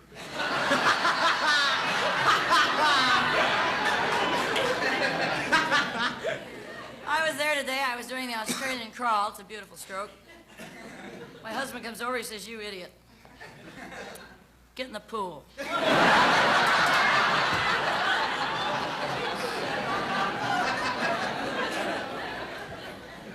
I got news. I can't do it in the pool. I learned to do it in the grass. That's where I always do it.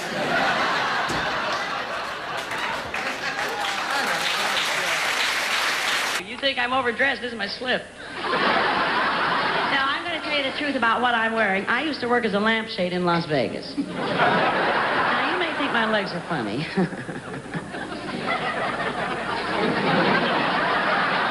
But there's one man in this world who's absolutely crazy about my legs. Colonel Sanders. I can only handle one thing at a time. See, I have to pull off the road to blow the horn.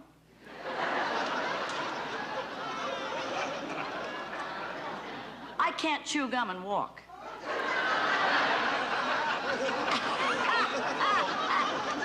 Honest to God, I have to turn off the shower to sing.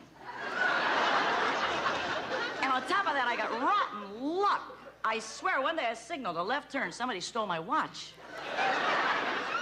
I once drove through a billboard. A cop was hiding behind. What do you say? Surprise. And he was. Boy, that man was bent out of shape. And so was his tricycle. I offered to help him put his gun back together.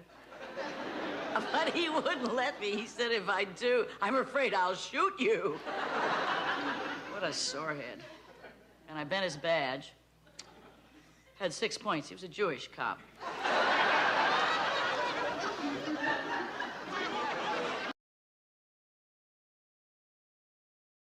It broke my heart to see my people running through the streets, screaming and yelling and ducking those Negroes.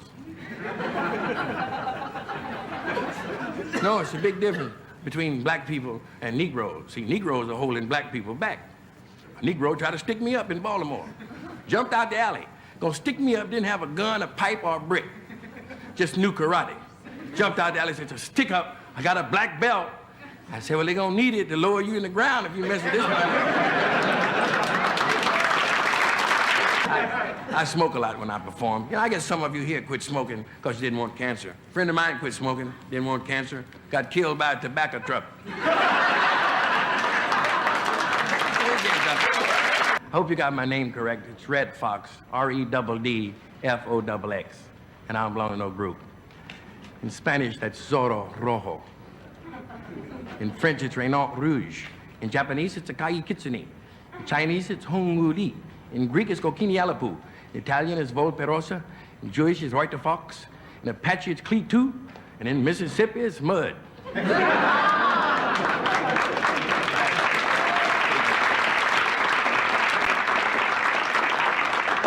I don't start telling a bunch of stuff about racial stuff. I want to mention about the fact that I'm doing good now, but I can think back how poor my family was in 1932, to 33, 34 and 35, 36, 37, 38, 39, 40, 41, 42, 43. We were poor. P-O-O-O-O, O-O-O, O-O-O-O, O-O-O-O-O-O-R. We were poor. But things are better. Last Sunday, my wife cooked dinner, 26-pound owl. I said, baby, see, the recipe called for fowl, but it was a speck on the F where she had made some oatmeal cookies. I said, baby, this bird, what'd you stuff it with? She said, Red, I didn't have to. It wasn't hollow. You never know what goes over you. What's the difference between meat and fish? Hard to beat your fish.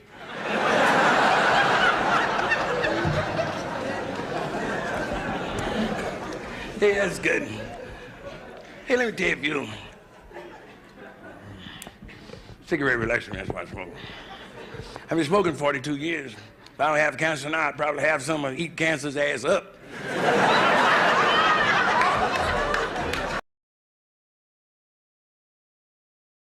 And also, here's when you're legally fat, is when you get a stomach and, you know, underneath your stomach, you get like an ass in the front. You're not supposed to be able to turn your drawers backwards and they fit better. Oh, my goodness. Oh, man. See, this is the thing. I'm nervous, but I'm trying to be cool because that's the rules in the ghetto. I wish it was a holiday, just once, where just, you know, black people don't have to be cool. You know, it takes a lot out of me. I gotta be cool, all the time.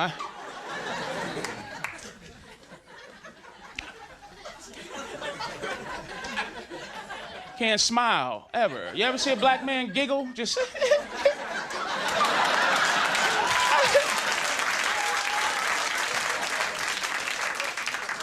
You get robbed. You can't giggle in the ghetto. I gotta pretend I'm cool all the time. I can't, you know what I mean? I'm a Beatles fan. I'm a closet Beatles fan. I don't listen to the Beatles tapes. I listen to Beatles tapes in the corner. Because I can't be cool, you know. I can't be a gangster, you know, driving through Harlem trying. We all live in a Yosemite, Yosemite. We all live. Hey, yo! Hey, dude, you owe me some. Yo, look, let me tell you something. I gotta have my money in 2 days, boy. You got 2 days! Oh, yeah, I tell you something. I hope you want. I get this too a lot of times. I get like fat people I don't know, fat strangers. They speak to me in the middle of the street like we got some sort of, bond or something like, hey, I eat too. I don't know you. some people. Only time I get really religious. Look at this guy. Only time I get really religious, I become a Christian when I get on airplanes. That's when I get like, you know, I don't want the plane to crash, so I'm helping old ladies with their bags. Miss, no, don't, no, let me get that bag. Hold on a second. Let me get that, put that up there for you. Look, God, I'm helping this old bitch up with a bag. I don't even know her. You ain't gonna let the plane crash, are you? And I'm full of shit because when the woman goes, thank you so much for putting my bag up, and I'm like, look, this got nothing to do with you.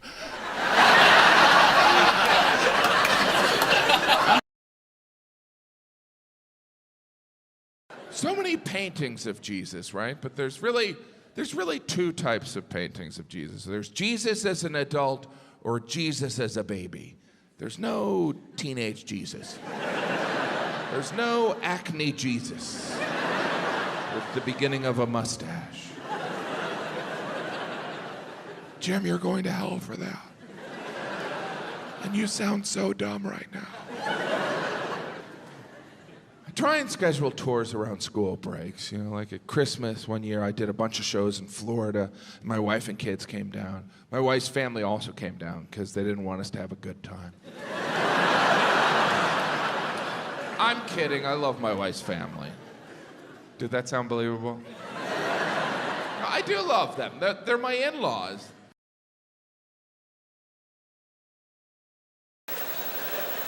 Now, I wouldn't ski, but I'll go and look at the mountains and everything. But no, they gave me tequila. Now, apparently, after the 5th shot of tequila, you think you can ski.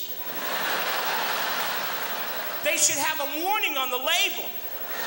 A chubby guy skiing with a slash through it. After the 10th shot, I thought I was Peekaboo Panette.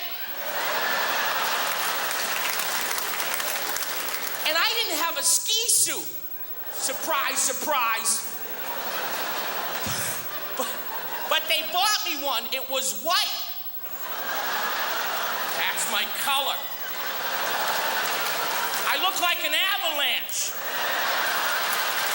They're evacuating the lodges. I didn't ski. They basically just pushed me off Mont Gabriel. That's when I learned how to speak French. Si vous allez me répondre grâce le Seigneur, vous êtes bénis de tous les femmes de Jésus. I fell down the mountain. I get to the bottom of the mountain and I'm covered in snow, nearly lifeless. Little kid walks up to me and goes, Frosty's dead! Frosty's dead! And he was crying. I didn't want him to cry, so I had to get up, you know. There must have been some magic in that old silk hat they found.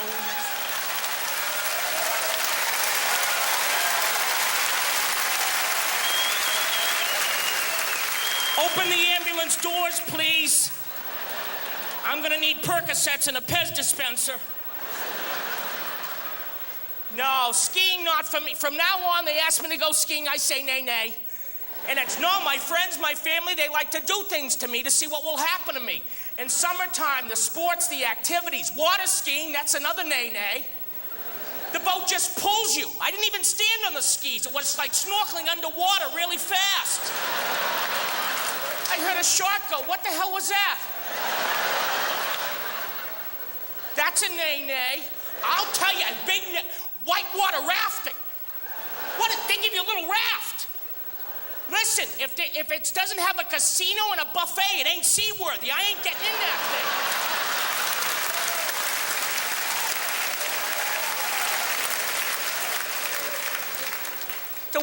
We're going down the river. I was like, can we bang against the rocks one more time? I still have cartilage left in my right knee.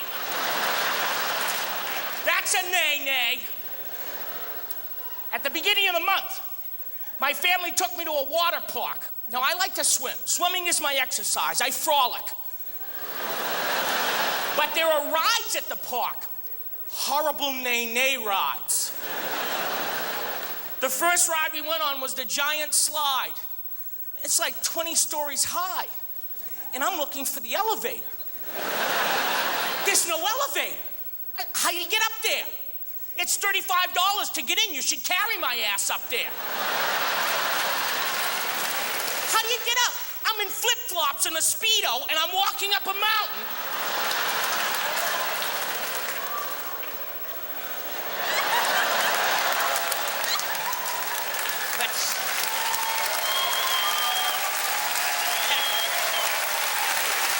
Thank you, my friends.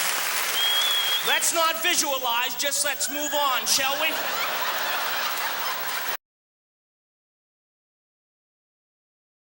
I'm over at a friend of mine's house one night, and we're out on his porch talking, and the porch light is on, and all these moths are flitting around the light, and a moth comes down and lands on my ear. So I go to hit it away, but instead of flying away, unbeknownst to me, it crawls down, around, up inside my ear, which I didn't realize right away. But after about 3 seconds, you hear really loud,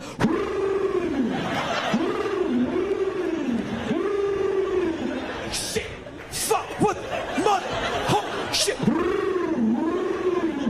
It's in my ear. It went in my ear. It went in my ear. Can you see it? Can you see it? No, I can't see it. It's in my head. It's all the way in my head. It's in my head. All right. And recently, my girlfriend of 4 years, we'll call her Anne.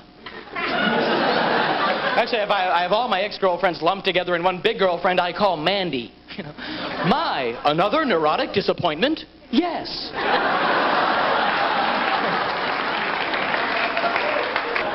There was this restaurant in Hopedale called the Pancake Man, and I can still hear the song in my mind. Do you know the Pancake Man, the Pancake Man, the Pancake Man? Do you know the Pancake Man? He lives right off Route 2. And what would happen is my father would get about a six-pack in him, every can a bullet in the chambers of his emotional pistol. And he'd tend to forget what happened the last time we tried to go out to eat, and he'd get what we call Budweiser bravery. I'm taking my boys out. He'd pack 6 petrified kids into the back of a wood-paneled station wagon. Country squire. We'd all have that fear grin stapled to our face. What do you kids want to eat? China cook? Puppuccinos? Pancake Man.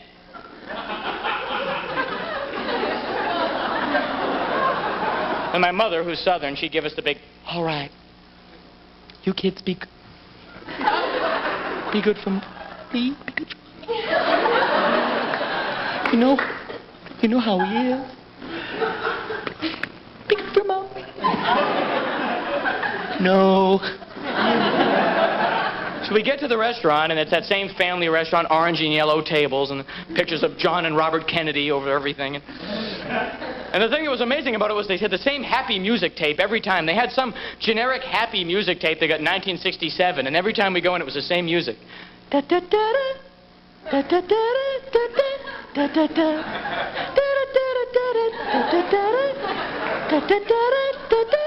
da da. 10 minutes into it, my father has completely realized what's going to happen. He's seized by this rictus of tension. Put it down. Put it down. Dana! Wait. What? I don't see Kevin spilling it. No, it isn't. It's him. You stand up for him, but it's him every time. Wait. How do it? Because they don't listen to you. No, they don't.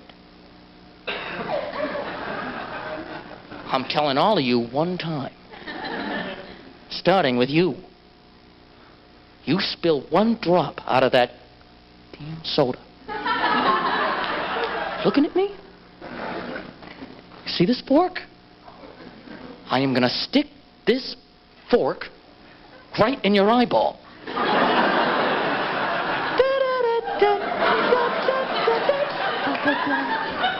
I'm not going to spill anything. I told you he'd spill it. Why? No. Now you tell me why. Every time we leave the house, this one has to make a goddamn mess. Never mind.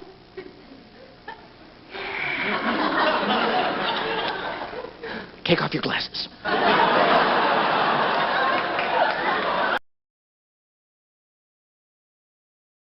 I used to live off Crenshaw. I used to live in a dangerous part of Los Angeles called Los Angeles. People always call me wigger, like I'm trying to act white or act black or something. Wigger this, wigger that. And by the way, that don't mean way bigger. You know what I mean? Hey guys, because I got my flavor. I'm Southern. I was born in Chattanooga, Tennessee, raised up in Arkansas. I moved to Texas when I was 18. Shit, I'm my own cousin. You know what I mean? You know, that's for real. And like a lot of white folks in the South who won't admit it, I'll tell you the truth. I got some black blood in me. What's up? Yeah. I used to date a lot of black girls, man. A lot of white boys won't admit it, but I used to, You gotta be strong though when you're dating a black girl, because first of all, if you're white and you try to go up on a black girl, they think you're a punk already because you're white. So you gotta man up. You gotta fucking, you know? Because they'll test you, won't you? Y'all test to see if this motherfucker gonna pay my bills. Is he gonna pay my bills? I'm gonna get his ass. That's what they do. They're like, you can show up, hey, baby, you ready to go? Oh, you gonna wear that? Normal white guy would be like, what's wrong with this? That's when she knows she a bitch. What you say is, fuck yeah, I'm wearing this, what? Shut the fuck up. Oh shit, you're dangerous, ain't you? You're dangerous. Ow. Okay. Because if you don't do that to a black girl, shit, she will run you. In 2 weeks, you'll find yourself washing her car and her other boyfriend's car. That's for real. And I cheat too. I tell a black girl everything she wants to hear. Baby, I'll pay your bills. Oh, you motherfucker, for real. Don't you be playing, white boy, don't play. You gonna pay my bills? Okay. And Mexicans always gotta paint a scene on the car to remind them of Mexico and shit. Like the 12 people in the car with you can't tell you where the fuck you're from. You gotta paint the shit on the car. So you see the Virgin Mary Guadalupe hanging out in the desert with Selena and Emilio, and Julio Cesar Chavez is picking beans, and Telemundo's got a soccer game and Jesus is the referee. Hector Macho Camacho's boxing Oscar De La Hoya and Fernando Vargas in the ultimate Mexican death match, and the horn goes bum bum bum bum bum bum bum bum bum.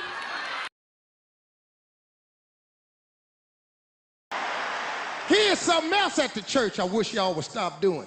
Just because it's the testimonial portion of service don't necessarily mean you got to talk.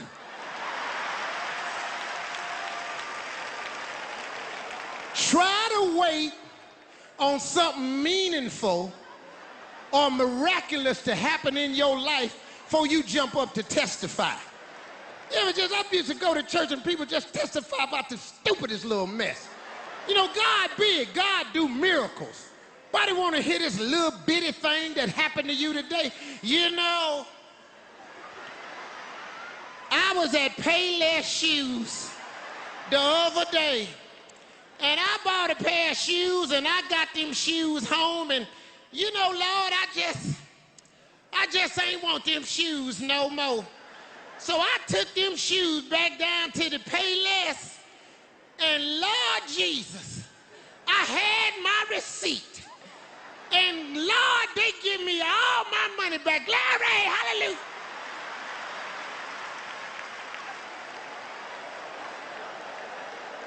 That ain't a testimony. That's a store policy.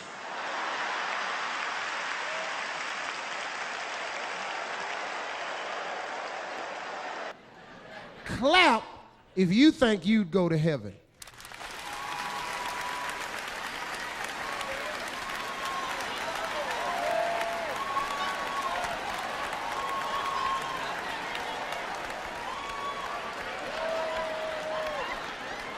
That's a damn shame. I'm gonna tell you something else about Judgment Day too. That's gonna be one line you gonna be in. You ain't gonna be in a big hurry to get up front. Then what'll really mess you up is if you see somebody get sent back the other way that you just knew was gonna make it to heaven.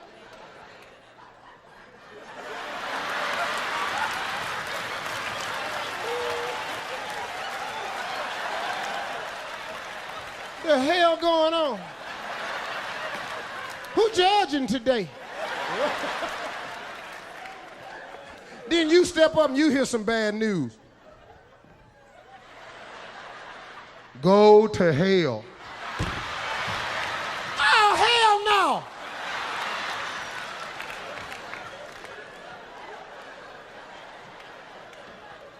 Some of y'all couldn't go with me on that one. I saw you go, hey, hold up, Steve. I know you ain't said hell no to the Lord. You know if you say that, you know you're going to hell in. Ain't no need to trying to stand up there and work it out or nothing. Oh, hell no!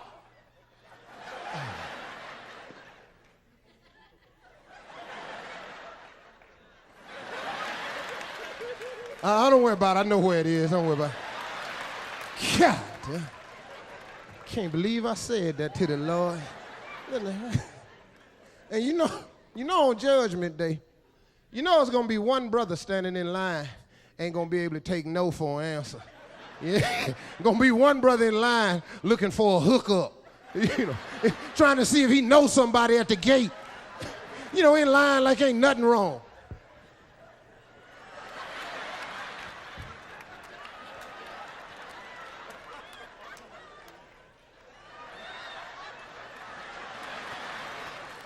Then he step up and he hears some bad news. Go to hell.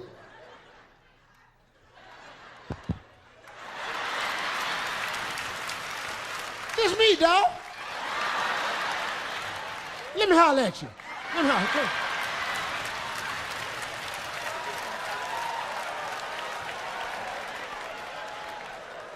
Jesus. Jesus. Jesus. Oh, you gonna play me, huh? I've been here, so I don't know nobody. So when I walked in, everybody, they act like they know you in there.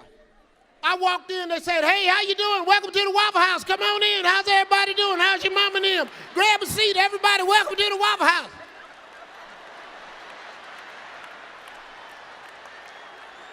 I'm trying to figure out, do we know her?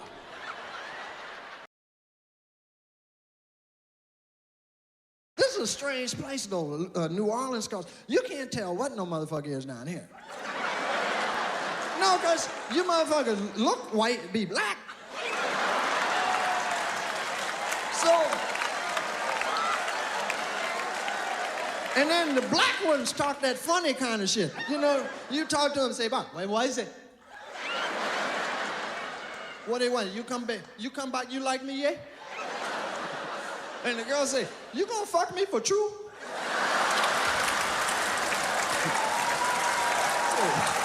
Have the biggest fun of anybody. Motherfucker have a parade, start dancing at a drop of a hat. Right? Just go outside and the sun say, beautiful sun, yeah. I like it, me. Motherfuckers start dancing and shit. Be 400 people be dancing down the street. Talking about the sun is shining, hey. I mean, I went to do a film in penitentiary, and I was up there 6 weeks, Arizona State Penitentiary. It was something. Oh, you applauding for that? Arizona State Penitentiary, real popular. Oh man, it was strange because it's like 80% black people. And what's strange about that is that there are no black people in Arizona. I'm not lying, they bust motherfuckers in. And I was up there and I looked at all the brothers and it made my heart ache. You know, it's all these beautiful black men in the joint. God damn, warriors should be out there helping the masses. And I felt that way. I was real naive, right? In 6 weeks I was up there, I talked to the brothers, you know, and I talked to them. And thank God we got penitentiaries.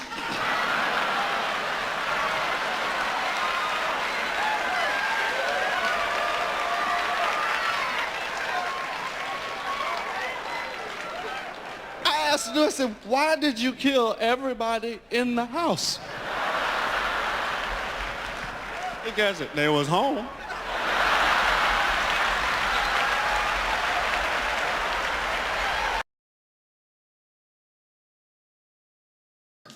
Remember back in the day when cameras had film?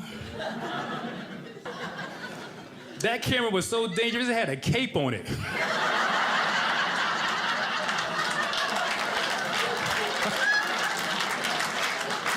Brothers used to have a cape.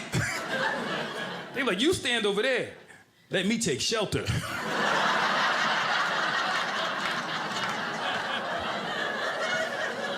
It was someone's job to be the Flash, right? He just stood over here.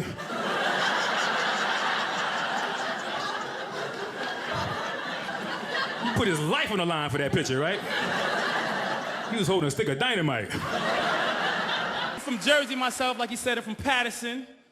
Patterson ain't as big as Brooklyn, but it's still small, it's rough. It's a tiny community of thugs. Like Patterson's so small, we used to get robbed by people we knew. People like, stick him up. I'm like, Andre? I'm gonna tell your mother, man. By the way, how is Aunt Carol? How's she doing? Tell her my mother said hi. That's too much, ladies. I told this one girl, I said, look, I don't text message. I don't do it. She was like, well, what if it's in an emergency? An emergency. I'm like, if you text somebody in an emergency situation, you should be stabbed in your forehead. Because who would do that, right? Who would do that? Like, oh shit, somebody breaking in here.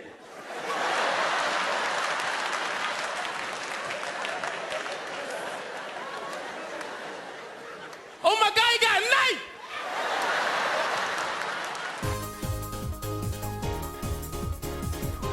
Life is fucking short. Enjoy that shit. Some of y'all just need to smoke some weed and see if it don't help the quality of your motherfucking life. I know, I see some of y'all. Look, I understand. If you ain't smoking weed because you got a good job, then by all means make your paper, boo-boo. But if you ain't got no job and you not smoking weed, I don't know what the fuck you are doing with your life. I really don't. I really don't. Don't give me that shit about it's a drug. It ain't no motherfucking drug. I done the research. It's just a plant. It just grow like that. And if you should happen to set it on fire, there are some effects. But that's not the same as drugs. Drugs, you got to do shit to it chemically. You got to add baking soda, water, stir it up. I don't know the recipe. I'm just saying. It's some shit you gotta do to it. These niggas that sell the weed be happy than a motherfucker to tell you how much stronger this shit is than the last shit. Just as soon as they see you, just nigga. You remember that shit I gave you last week, nigga? It's nothing, nigga, it's nothing. It's nothing, nigga. Nigga, it's nothing. This shit right here, nigga. This shit right here, nigga. Right here, this shit, nigga. This shit here, nigga. Always have some fucked up name. It's cryptochronic-like, nigga. Always have some fucked up ass name. Like, nigga, this shit here, nigga. This shit here, niggas. This shit's called death, nigga. You be like, nigga, that don't even sound attractive. What the? I'm used to smoking some weed and getting the munchies. This nigga sold me some shit, had me looking at the refrigerator for 3 hours. I'm just in the kitchen, sitting on the stove, just...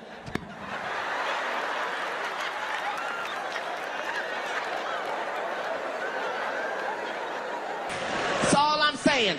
I'm living in Hollywood now. I'm finding out most of the stuff I thought was real ain't even real. I met DMX 6 months ago. This Negro is 2 inches taller than me. I don't know why I thought he was 6'12" or something. This Negro is my size, and he really be talking like that. We at the restaurant, hey, yo, bitch, let me get some water and some lemon. Negro, why are you hollering? We in a restaurant. I'm out there meeting big-time celebrities. I meet Shaquille O'Neal. Me and him become friends. Then I find out I can't even be his friend in public because he's just too damn tall. How it look, I'm congratulating you on your game, and you got your thing all on my forehead region.